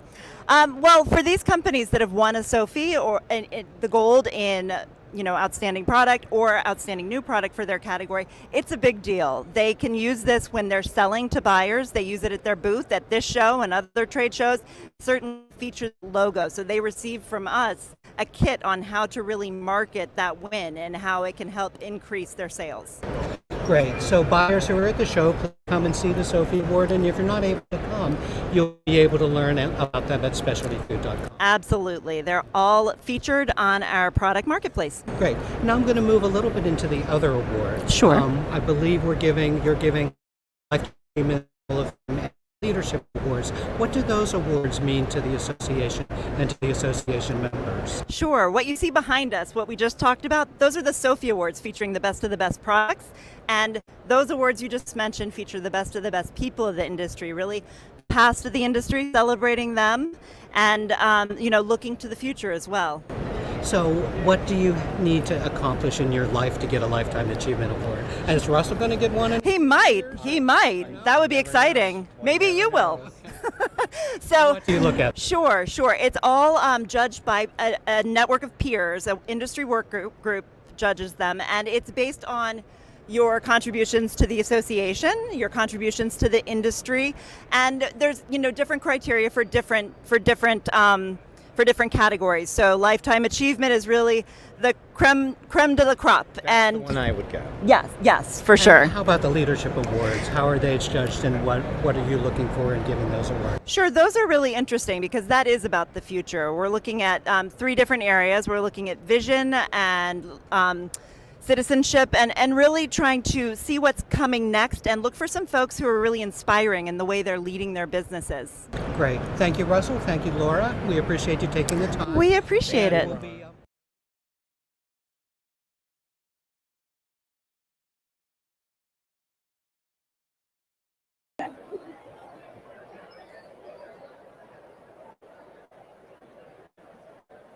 All right, I hope you enjoyed that inside look at the Sofi Awards. We're going to take a live TV. Had to cough. Sorry about that, but it makes the experience more intimate, engaging, wouldn't you say? So we're going to take a commercial break. I need to take a drink of water, catch my breath. Maybe you need to get a snack. Maybe you need to go to the bathroom. Go ahead and take that break. We're going to be right back with a very special guest. Going to talk all about the trends that we're seeing this year at Summer 2022.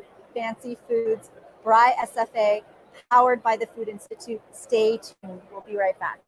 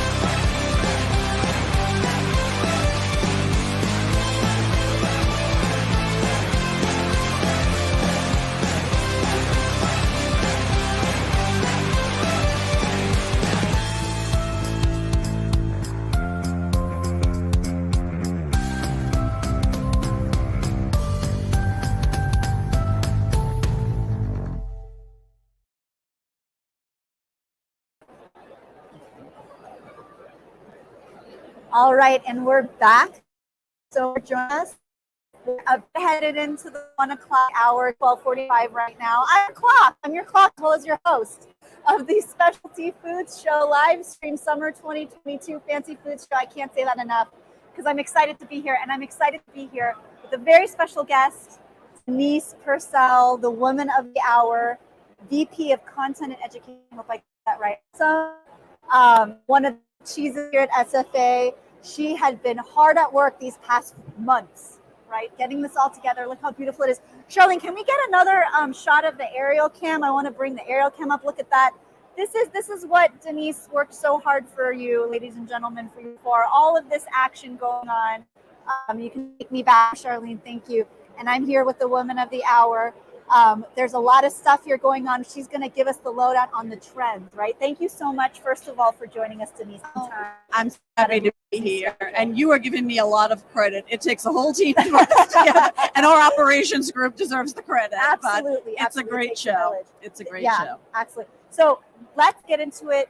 Trends, right? Yes. You've been seeing a lot of trends here at Fancy Foods. You've got the data for us. So what do you got for us? Tell us all about it. So we have a whole trend spotter panel who works the show for us. Every show and every year, really, we put together a whole group of retail buyers, food service buyers, chefs, food educators, market watchers. It's a whole group.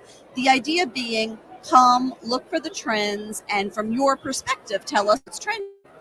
And so we have a lot already. They're working every day. They're reporting in every day. I had to bring a cheat sheet because I can't remember all of the stuff they're telling me about. But something they identified as being trends for 22. These are going to be the big things we're going to see, and it's holding up at the shows. One is we're calling it alternative comfort foods. So it's like plant-based, dairy-free. All the comfort foods you love, you grew up with, but now maybe you're following a different diet. Okay. So there's plant-based meatloaf at the show. There's plant-based and vegan bolognese sauce. There's cream cheese made with sunflower seeds. Have you tried any? Ooh, the cream cheese with the sunflower. That was delicious. And actually, sunflower seeds as a plant-based, like an alternative milk, that's becoming really popular. Sunflower seed milk. Absolutely. There's sunflower seed milk on the show floor in different flavors. There's a chocolate variety, etc. Sunflower seed flour in hamburger buns. Show it's just the sunflower seed getting a lot of attention. It really is. It really is. How nut milks were popular, and they still are popular, but now we're seeing other types of varieties. Okay. And sunflower seeds are thought of as sort of a more sustainable crop because they are sort of, resistant to droughts, and it takes less water to grow them. That's great. Yeah. The sunflower. Yeah, the sunflower is the trend. Just you mark my words. Okay, awesome. The nut milks that you're seeing. You said there's some new nut milks. Those are still trending, almond, pistachio, walnut, soy, definitely. Oat milk continues. Right. We've seen that for a couple of shows now. Right. That continues, and we're finding oat milk ice creams, oat milk cheeses, things like that. Okay, awesome. Yeah. What else are we seeing? You're covering plant-based. What about? Have you seen any interesting, because I just talked to David about this, the baby food? Is there any interesting toddler food, baby food? That's an interesting category because during the pandemic, we do our annual research every year, the state of the industry. Yeah. David was just talking about it. So baby food, it continues to grow, but it wasn't sort of really seeing that bump that a lot of categories did during the pandemic when everybody was home cooking and, every meal was being prepared at home.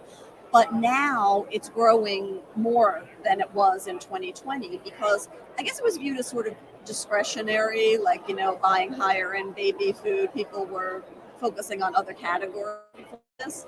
But now you see we're at the show, for sure. Yeah. Oh, interesting. Do you remember any at the top of your head? Oh, I'm not going That's to. Okay. How many companies are here? There's over 1,800 exhibitors. Yeah. Literally hundreds, almost thousands, yes. The prepared foods, like the perishables. Yeah. I know David was saying that's a huge trend. Yeah. I feel like I'm seeing that as well. Prepared foods as well. And refrigerated entrees. Refrigerated, yes. Refrigerated in general is a big category. category for specialty food. RTD, ready to drink beverages are really popular. We're seeing more and more there, whether they're tea or coffee based, or they have sort of functional characteristic to them, for health and wellness. Right. Yeah, there's a lot of them. That's huge. Health and wellness, right? That is something you're still seeing that here. We are. Yeah. We're definitely seeing that. And I think that was also influenced by the pandemic. People are looking for like antioxidant beverages, things that have that quality to them, like it's an added component. Mm-hmm. Yeah. And also foods that kind of focus on either sustainability or ethical characteristics where, they are caring about where they're sourced, or maybe they're helping support an underserved community where they get their ingredients from. We're seeing a lot of that as well. Right. Yeah. I love that. Yeah, That's great. Something that's here at Summer Fancy Foods that I wanted you to talk about, the Trend Spotter panel. Yeah. Tell me about that. So that's what I was saying a minute ago about the group of retailers and food service buyers. It's a whole group made up of different, representing different channels of the industry, because we want to hear from them. Well, what's trending in, your perspective from food service, or from, we have people who do R&D on the panel. We have food educators, cookbook authors. So it's a very diverse group who they work every show. Combing the aisles, reporting back in on the trends they're seeing, and they've been reporting in as we go, and we'll do a release of what they found, like the official trends of the show. After the show, we'll do a webinar on it. Oh, great! Okay. Yeah, and you can ask specialtyfood.com. Yeah, absolutely. Specialtyfood.com. Mm-hmm. Okay. Yes. I want to make sure that I get that right. I think I misnamed. So specialtyfood.com. Excellent. And what else? What other trends are we seeing here on the floor? What have you seen here on the floor? I've seen really interesting things like global flavors, or it's always a component of this show. But I'm seeing really interesting things from new regions, new countries. There's a company called Zinca, I think is how you pronounce it. It's a Salvadorian company, and so they have traditional recipes for cordito, which I think is a fermented cabbage, like a side dish, and pupusas. They have a whole line. I was just talking about that with a friend. I grew up in LA. Pupusas were everywhere. Yeah. Such a great. That's a cool company. Yeah. And one more thing, there's another company that is showcasing this snack food that's popular in Ecuador. It's the dried shrimp snack. Interesting. So sort of more specific regions like South American, Latin American foods have been trending for a while, but we're getting specific with regions and new areas that are bringing our kind of authentic recipes to the U.S. consumer. I love that. And the Trend Spotter panel. Now, was that an event that happened at here at Fancy Foods, or did that already happen, or is that about to? Or so they work the shows for us. What we do is we get a group together, and first they talk about what they think are going to be the big trends for the coming year. So back in November, a lot of our trend spotters weighed in and said, "This is what we're going to see in 22." And some of them really have held up, throughout the shows. We see them continuing. Oh, wow. But then we have a group of trend spotters work each event, each fancy food show, and report in on what they're seeing from there as well. Okay. Can you think of a trend that they had predicted or they had said would sustain and it continued? You know what? The alternative comfort foods was one of theirs. The sustainable and ethical. Okay. Right. And then we're seeing other categories from the state of the industry that are forecasted to grow over the next 5 years, and we see them trending, like pasta and pizza sauces. One that I feel like sauces. Yeah, sauces, big thing. We just, we had Ron over at I think it was the startup pavilion. Tahini pesto looked delicious. That looks that sounds great. And then Allison Kane that we were there. Yep. You guys are going to see the interview. She had her line of sauces, and on the more mainstream end, we've got Carbone right over there with their tomato sauces. Yeah, that's delicious. Right. And I think they're doing a special variety. You know how some people, like the acidity in tomatoes bothers them, so they follow, is it a FODMAP diet? I think it's called, right? Okay. They're doing a special version of that. It's like that's a delicate. Huge, I've been seeing that at other. No, I saw that at food. There was a booth. They were big on FODMAP, and they were trying to educate me. I had no idea what that was. Yeah. And here it is. It sustains. That was very, very ahead of its time. It's still growing. Definitely. Part of that health care. Part of the many trends that we're seeing here. at the Fancy Foods Show, Denise Purcell, VP of Content and Education at SFA. Thank you so much for joining us. Oh, happy You to. can please check out specialtyfoods.com, become a member, check out all the education, all the webinars they have. Maybe you can be a part of Fancy Foods next year. Thank you so much again. Thank you, Denise. All right, we're going to head over to Ron Tanner, the man, the myth, the legend. He is over at the the Italy Pavilion. See, he's everywhere. I can't even keep track. Ron, my man, what do you have for us at the Italy Pavilion? Well, Susan, Right. yeah, Susan, we are at the Italy Pavilion, and Yes, it's I got it right. lunchtime, so we should just kind of go into Italy. You can see that the traditional Italiana, the Italian food tradition. Italy has always been the largest international exhibitor at the fancy food shows, often having as many as 300 different companies here. You can see as Paolo pans around the whole area. It looks like they have maybe 15, maybe 18 aisles, and they're always very busy, but they get particularly busy at lunchtime. So Paolo, we're going to walk forward here a little bit and really just talk about all the great foods that we have from Italy. You can see obviously, prosciutto and Parmigiano Reggiano and balsamic vinegar and lots of olive oil. Just a lot of great things happening. And as you would probably imagine, it's around lunchtime in Italy, and we're going to walk back here and see a lot of people enjoying their lunch and talking business at the same time, because Italy is a very important part of the specialty food business in the United States. So this is part of the Italian taste. Oh, and there I see a gentleman we need to talk to. Follow me, Paolo, for a minute. And hi there, Marella. How are you? And we are just going to interrupt my friend Donato Cinelli. So Donato, I know you're talking, but I am supposed to be interviewing you for TV right now. Huh? right now. So this is Donato button up, look good. He was inducted into the Specialty Food Association Hall of Fame last night.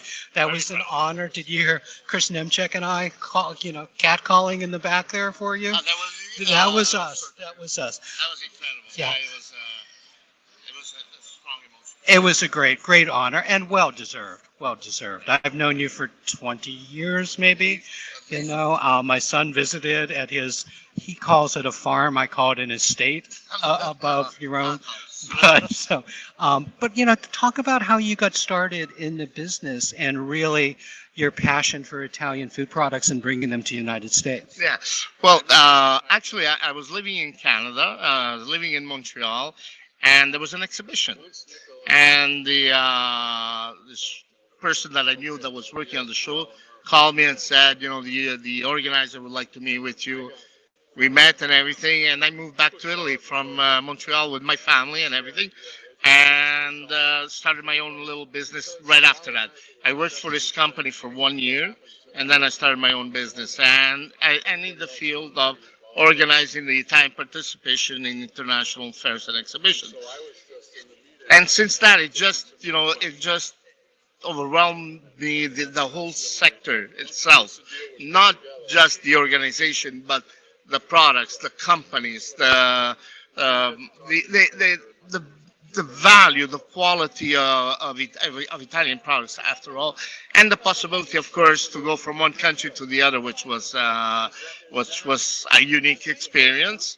And over the years, it helped me to build a good, strong relationship with people like you, and of course, the many exhibitors that follow us in various. And you've been doing fancy food now for, is it 20 years? Is it 20 years longer?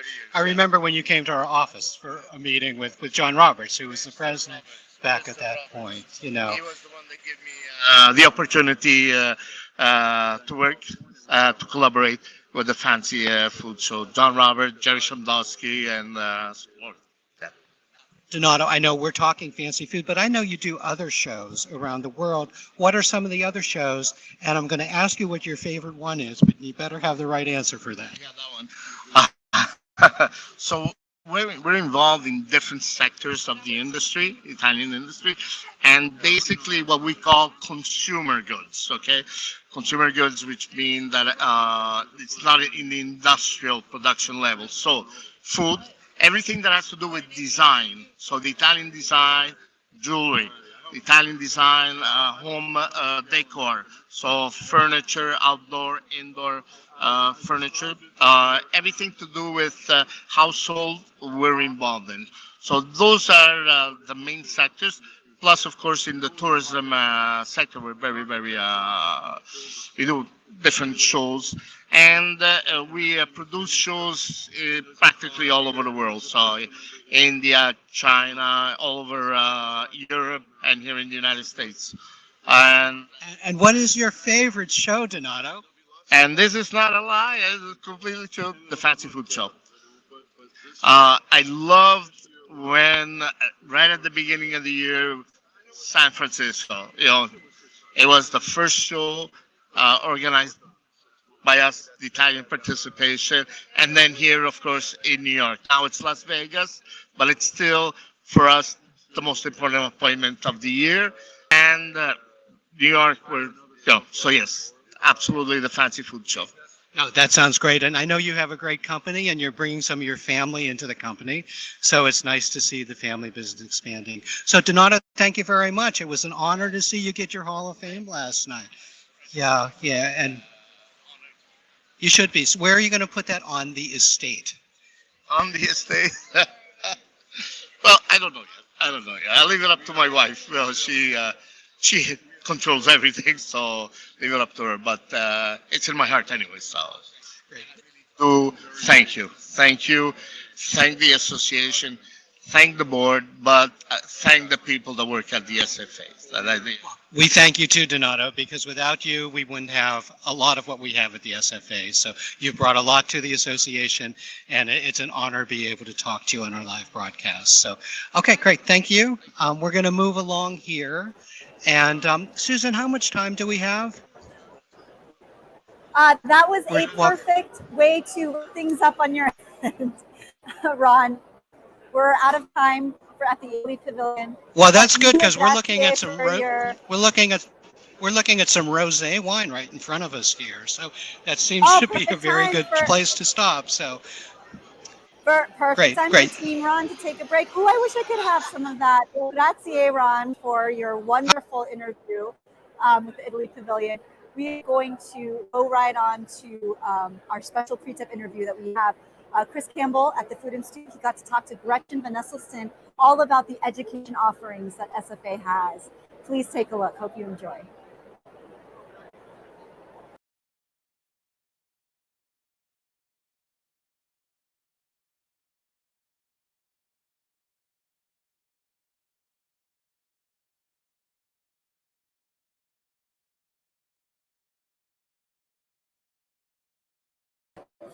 Hey everybody, Chris Campbell again, and I have Director of Education with SFA, Gretchen Van Esselstyn, with us today. How are you doing today? I'm doing great. I'm so excited to be back at the Fancy Food Show. Yeah, that's what I wanted to open up with. You hear the buzz here. What does it feel like being back after, 2-3 year hiatus at this point for the New York show?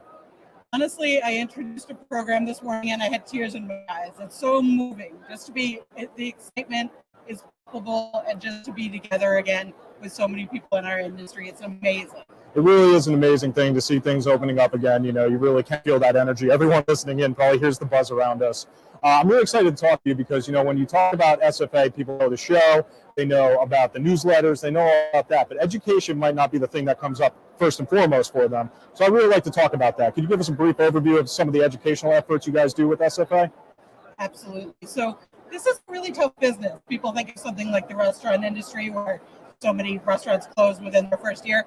Well, a lot of brands just don't make it. People think that, oh, my grandmother's spaghetti sauce is so great, I'm just going to put it in a jar and go over to Whole Foods, they'll put it on the shelf for me. Oh, no, it's a tough business. So one of the things we do is really work on those brand new businesses. So we have a program, Basics, which has been going on for more than 20 years. We've done it at every Fancy Food Show for more than 20 years.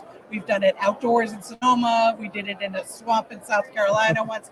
We take it on the road. So it's an all-day course that's all the presenters are entrepreneurs. They're the founders and principals of a lot of the most iconic brands in specialty food.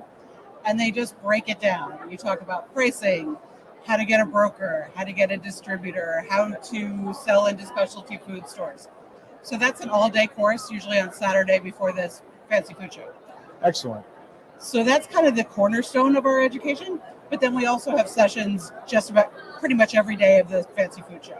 You want me to go into a couple of those? Yeah, let's talk about a few more of these classes because I think, to your point, a lot of people have grandma's sauce and it might be the best tasting sauce on the planet, but they might not have that business acumen to bring it from grandma's kitchen to the store shelves. So we talk a few more programs that you guys work on? Absolutely. So one of the ones I'm psyched about at this show is about the new models for distribution and sales. People hear about things like ghost kitchens and delivery services that bring products right to no store involved. So many of our members are getting involved with those. So we're going to be having a session on that. Some of the other things we're talking about are the co-packing relationship can be really tricky. So that we have a session on managing co-packing and co-manufacturing. We have some research presentations where we present our state of the specialty food industry research report. We actually are doing a session with our friends from the Pasta Association, which sounds like a great place to work, but of course the Specialty Food Association is even better, about trends in pasta. So a lot happens on the building blocks and fundamentals of building your business. One of the things that really interested me too when I was doing the research for this was the pitch competition. What can you tell us about that? The pitch competition is so exciting. So we're doing it in partnership with Naturally New York. A lot of people know the Naturally, which is a regional in many different regions, and it's just started here in New York. So we have 5 amazing brands that we're going to be pitching their products.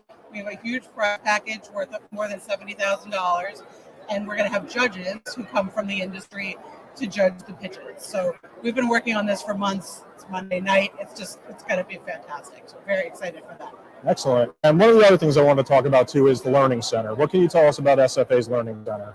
Sure. So, we think of the fancy food show, but all year round, SFA is here for our members and for everyone in the industry with, we do weekly webinars. We do have directories about brokers, distributors, co-packers, so people can find the resources they need, but also they can read our white papers, come to the webinar. So all year round education is what they get right there at learning.specialtyfood.com. Excellent. So I want to thank you so much for your time today, and I hope you enjoy the rest of the show. Fantastic. Thank you so much.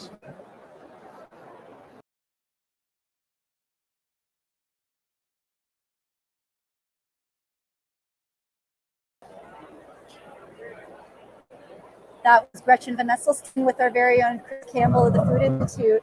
And we will be right back. We're going to take a quick break. Take a break, get another snack. We'll be back. It's a 5 break.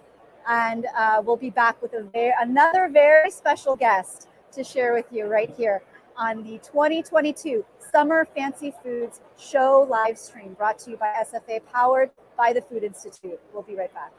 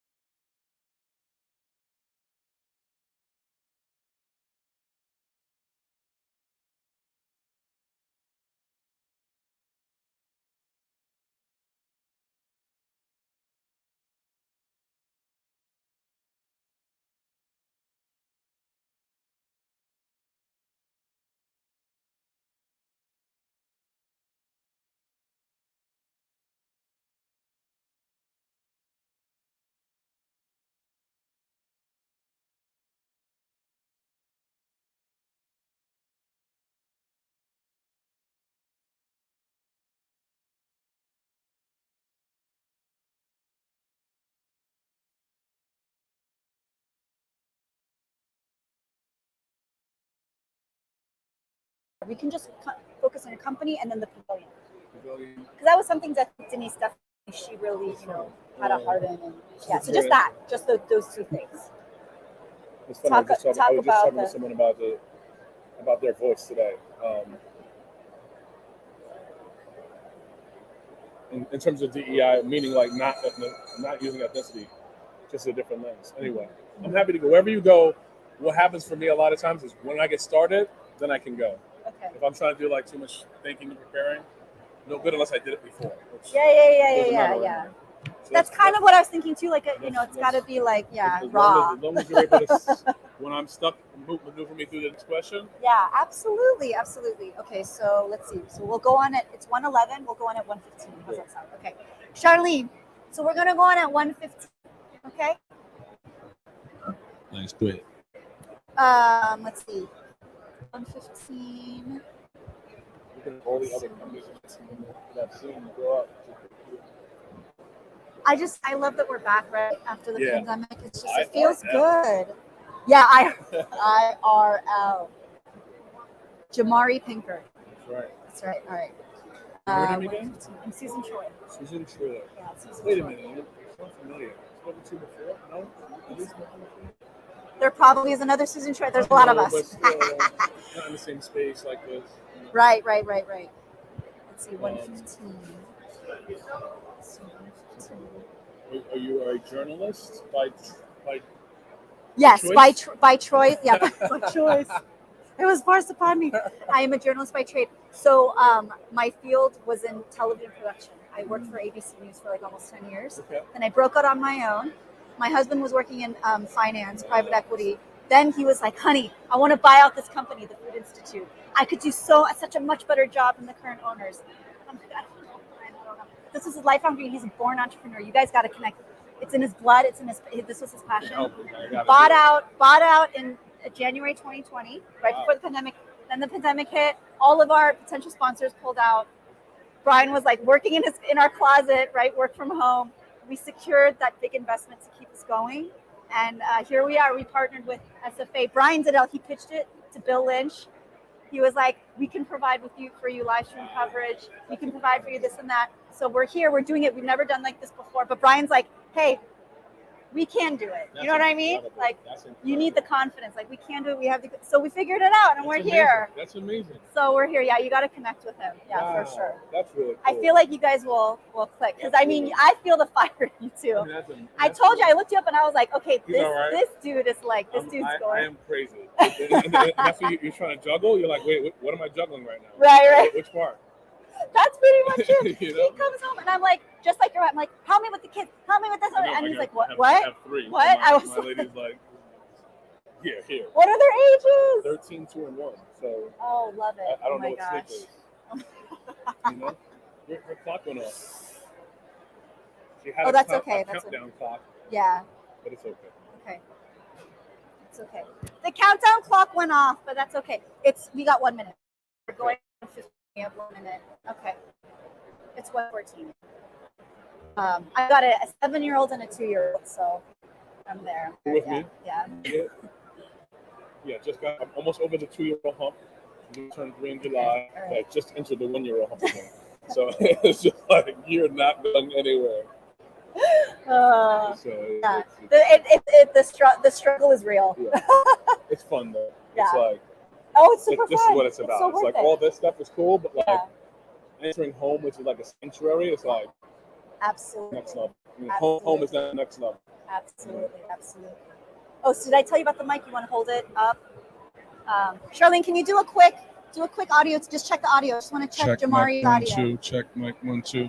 She has 1:14 up there, but you said it was 30 seconds. Yeah, it's okay. How does that sound? We're good? Okay, all right. How Whenever does my you're voice sound? go ahead, start it up whenever you're ready. Do I sound like I'm prepared? Can I do this? The question is what can't you do? All right. Raise the low. Amen. All right, fade to black, Charlene. Do it now.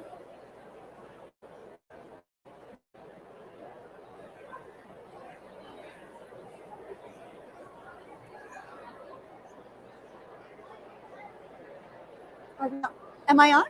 I'm on my own. Okay. All right, we're on. I'm live. Charlene, am I live? Okay, we're live. This is live TV. This is what happens.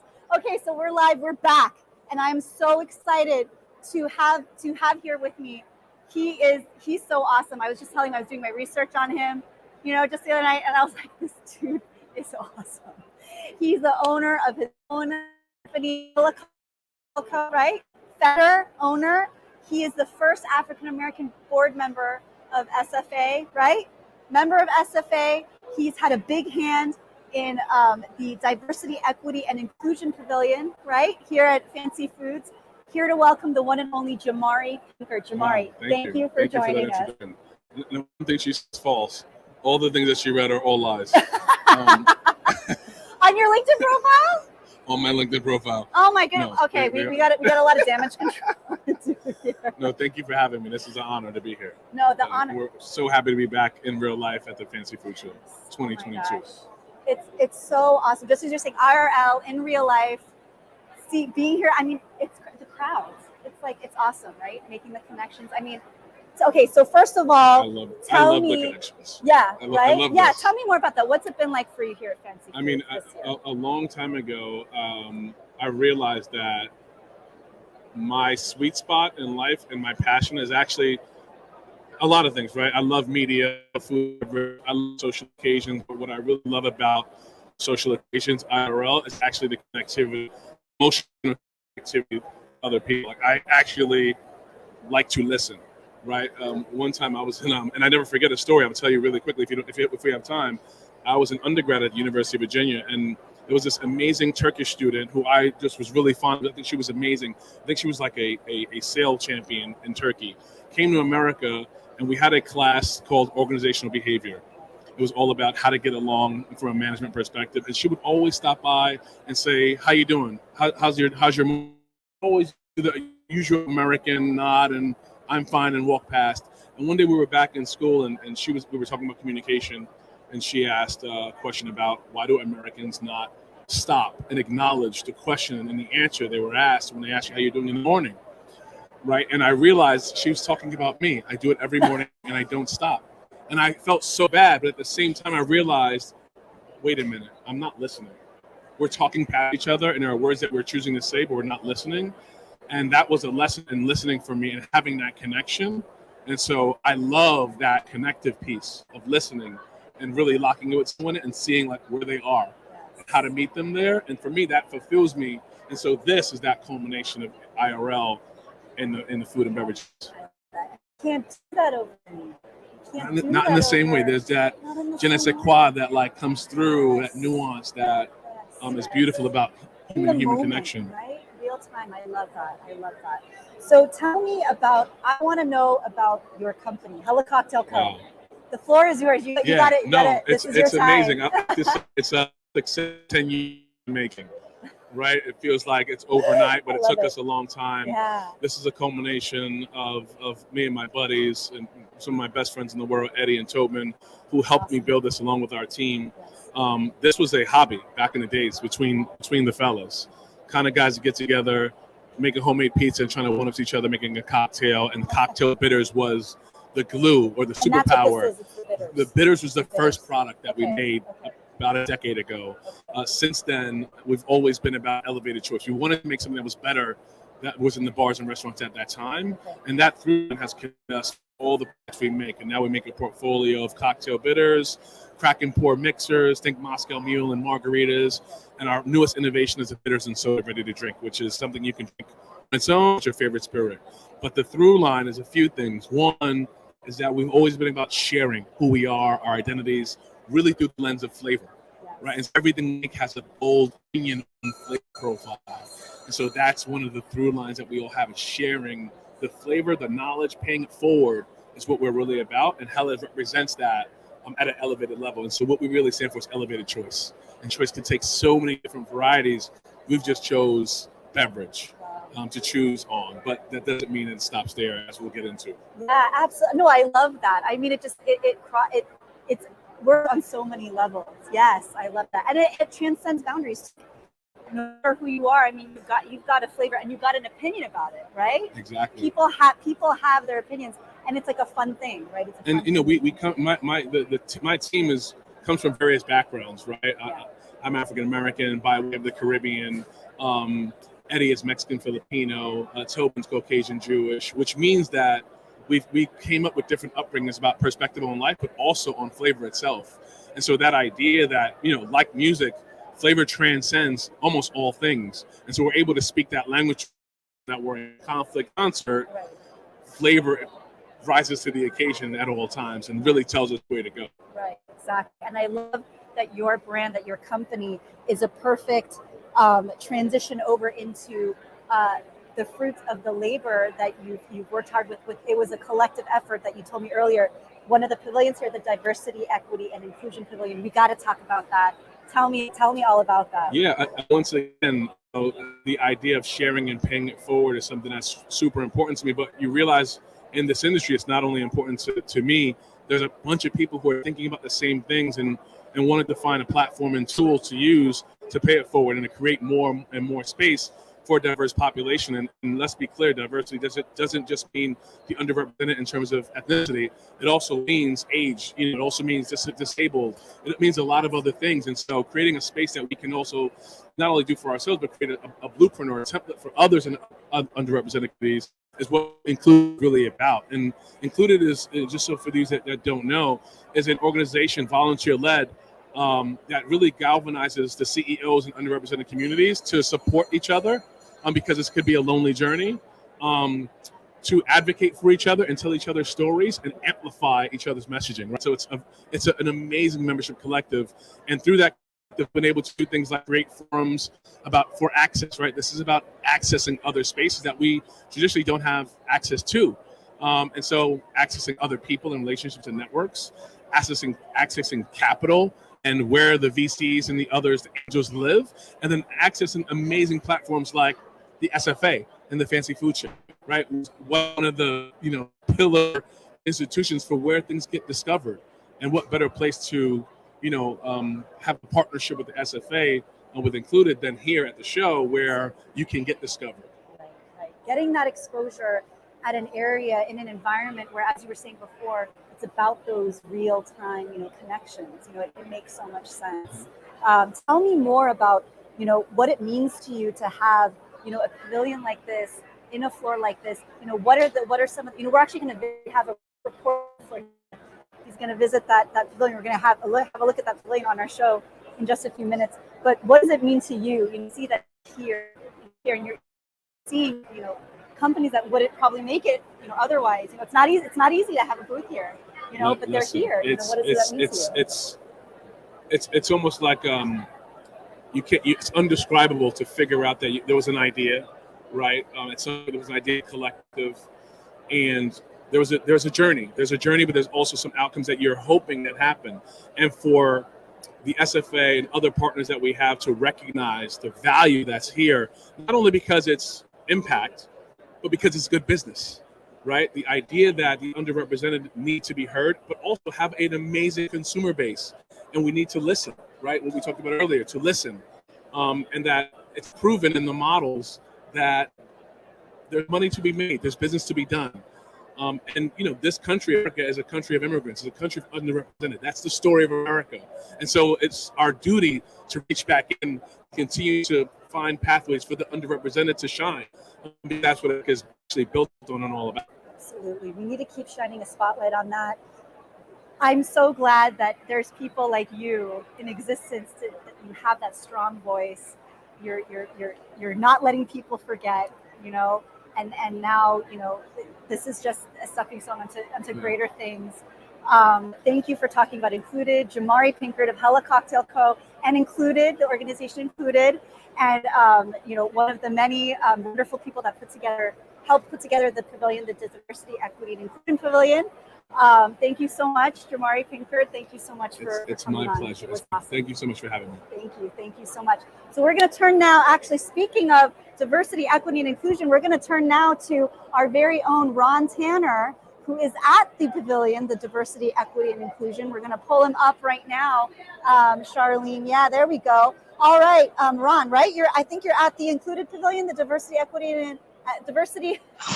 Yes, we're right. What We're do you right here, see? right in. We're here right inside the front door of the Javits Center onto the exhibit floor, and we're seeing a lot of really interesting companies with interesting products. So we're just going to walk through here a little bit and hear a little bit about their stories. You know, it's great to see how people come and get involved in the specialty food industry. We found a couple people, well, everybody in the pavilion has a good story, but there's one or two that we really want to be able to tell as we go through here. So we're going to walk over and we're going to be talking to Teresa, and we're going to, looks like she's talking to a lot of buyers, but we're going to try to say hello.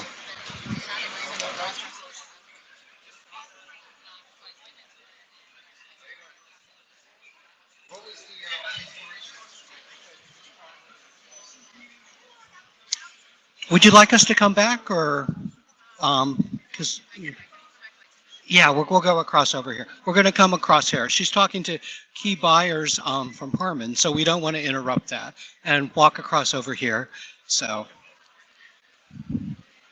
that's what happens at the Fancy Food Show. People are here to talk to buyers, and you don't want to interrupt them when they might be making a sale.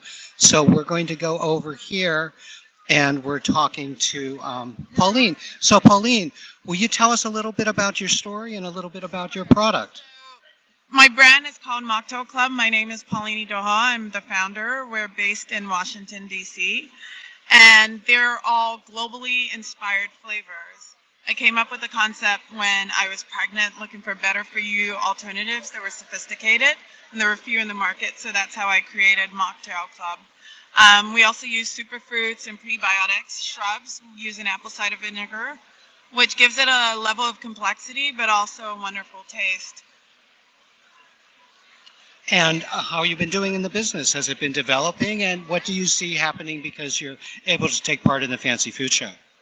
It's been great. We started at Whole Foods Mid-Atlantic, and we're looking to just expand on our stores and our retail presence.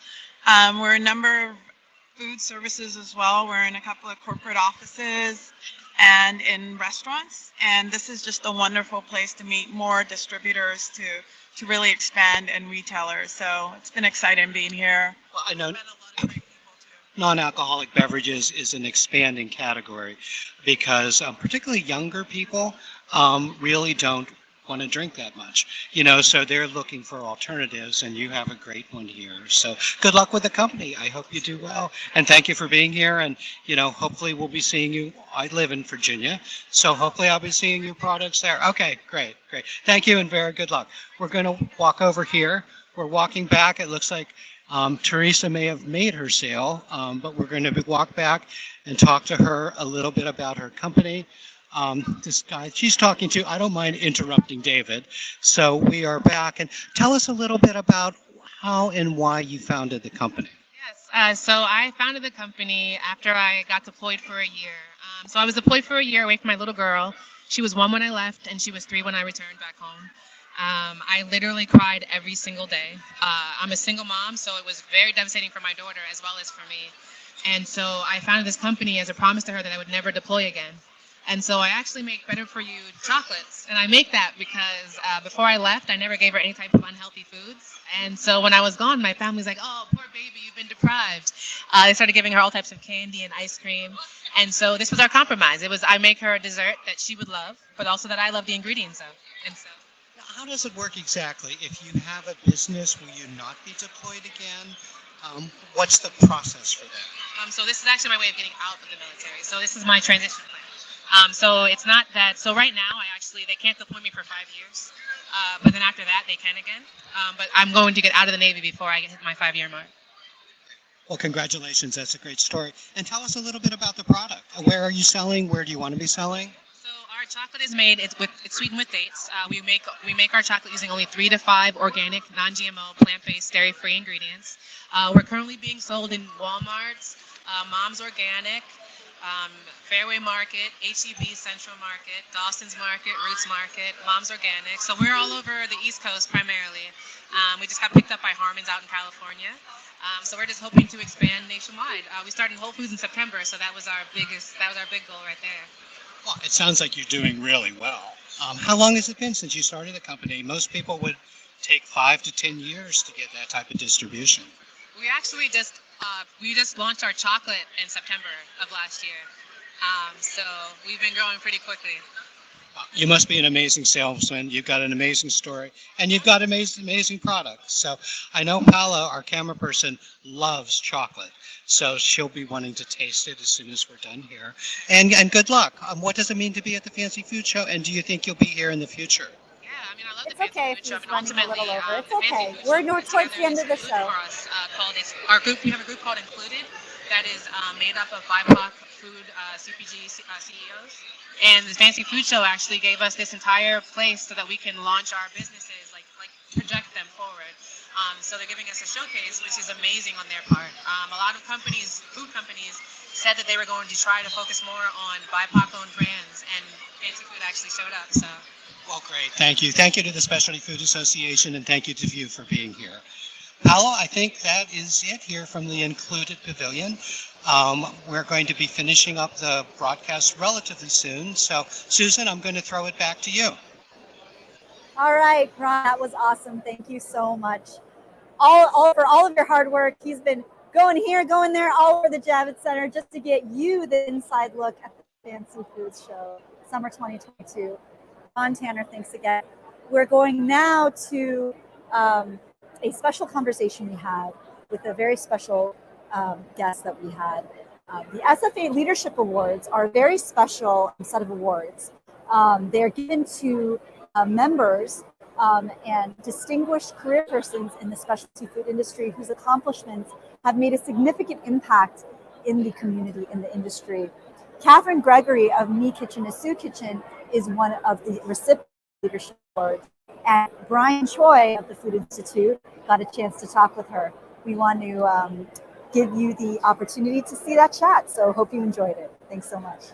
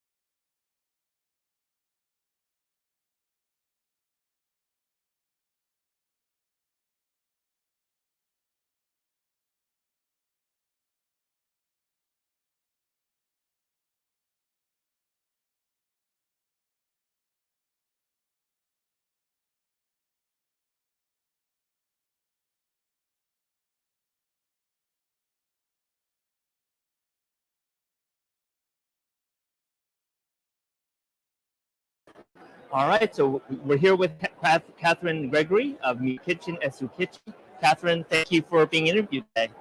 Thank you for having me. It's going to be fun. Well, firstly, I want to congratulate you on the FAB Award. What does that mean to you? It's an honor to be recognized by SFA. It's an honor for me to know that they see my hard work and understand a little bit of what I'm doing and what I want to do. So I'm thrilled. All right, so tell us a little bit about your background, what you're currently working on now, and about your current business that you're working on. Well, I've been in the food industry for far too long, over 45 years. Restaurants, pizzerias, cabarets, you name it. And about 25 years ago, I realized that what was desperately needed for a lot of the small food manufacturers who are cooking out of their home was a space. Space with the commercial equipment, space where they could get licensed, and space where they can have access to counselors, people who are going to mentor them. Right. So I created a kitchen incubator concept, and I've been running them all through the city. I've been consulting nationwide, have a huge space out in Long Island City right now. It's over 7,000 square feet of kitchen space. Wow. and working hopefully on a new kitchen incubator in Peekskill, New York. Wow. So how many companies currently work with you currently at any given time? Well, different things. A company working with me as a consultant right now is only 2. Okay. The number of foodpreneurs working at the Long Island City location is over 75. Wow. So you name, we have it being made in our kitchen. Beverages, candies, hot sauces, home meal delivery, everything. So what are some of the lessons, on your personal journey, but also with the, clients you currently have? What are some of the key lessons that you can share, with our audience about what it takes to succeed as an entrepreneur and within the specialty food arena? Passion. A great amount of stamina, because this is going to be a business you're working at 24 hours a day at times. Right. You'll spend 8 hours in a kitchen, standing there cooking, bottling, doing whatever. Then you package up your stuff and you get in your car or call an Uber and you're running around town dropping off the products that were sold. Then you go home and you look at some of your paperwork, and then you have to figure out when are you going to get some social media time in. It's intense, but it's a community of passionate people, right? People who love food, who love what they're doing, who love the recipe they're creating or created, or their grandmother's recipe, and they're taking it, they want to share it with everybody. So it's a welcoming community. And, if you call somebody and say, listen, I'm making a hot sauce, and they say, well, so am I love your jar. Where did you get it? Most of the time, they'll tell you. Right. Generous community. You'll see people constantly giving away food whenever they can. Got it. During the pandemic, we saw a lot of people making extra and just giving it away. Right.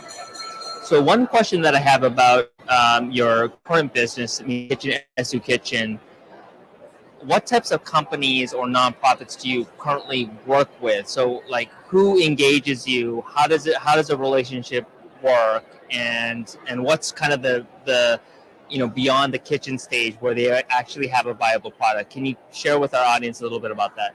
Now, the person who hires me is a nonprofit. Okay. Me Kitchen's SU Kitchen only works with nonprofits. Got it. We consult with an economic development corporation, somebody who is looking to bring prosperity or additional revenue to their community. And they look and see that this community, everybody has food people. Okay. I haven't met anybody who wants to give feeding. So we all need food, and we all need good food.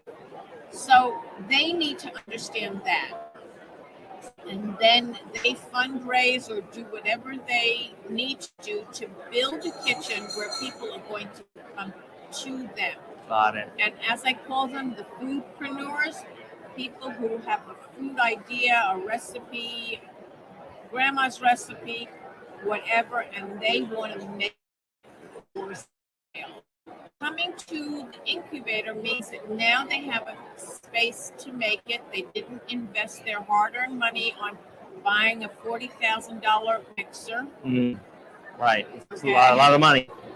So they have the space to make it, package it, and then they can take it and sell it. Got it. Because now they're legal, they've been inspected, they've met the FDA requirements, so they can sell it to Whole Foods or sell it to California, it doesn't matter. So that's what Kitchen does, the consulting in the beginning with the nonprofit to help them get this facility and concept up and running so that they can take it forward. Got it. Well, it sounds fascinating. I love the fact that you want to help build the economic prosperity of communities. Catherine Gregory, thank you so much for spending time with me today and for sharing about yourself. Congratulations on the award, and hope you have a great rest of the show. Thank you, Brian. Thank you to the Food Institute, and it was fun. Thank you.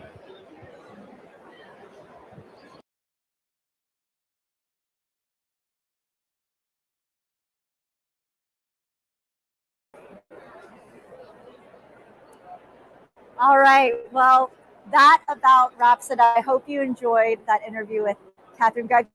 And I hope you enjoyed the show. That's it. That was our show, the very first live stream show powered by Food Institute, brought to you by SFA, Summer 2022 Fancy Foods. Charlie, can we get a shot again of the aerial camera? Still going. It's about 1:40, still going strong. The doors have opened at 10 a.m., but people are still coming here. They want to see what's hot. They want to see what's trendy. All these things, all these foods to try. I mean, are you ready to sign up for winter? That's what it's all about. So until next time, tomorrow, be sure to come back tomorrow at 11 a.m., June 14th, day 3 of live stream coverage of the Summer 2022 Fancy Foods Show. I am Susan Choi, your host. Thanks for hanging in there with me. I hope you had a good time. Keep watching. Stick with us tomorrow, and we will see you there. Thanks so much. Bye-bye.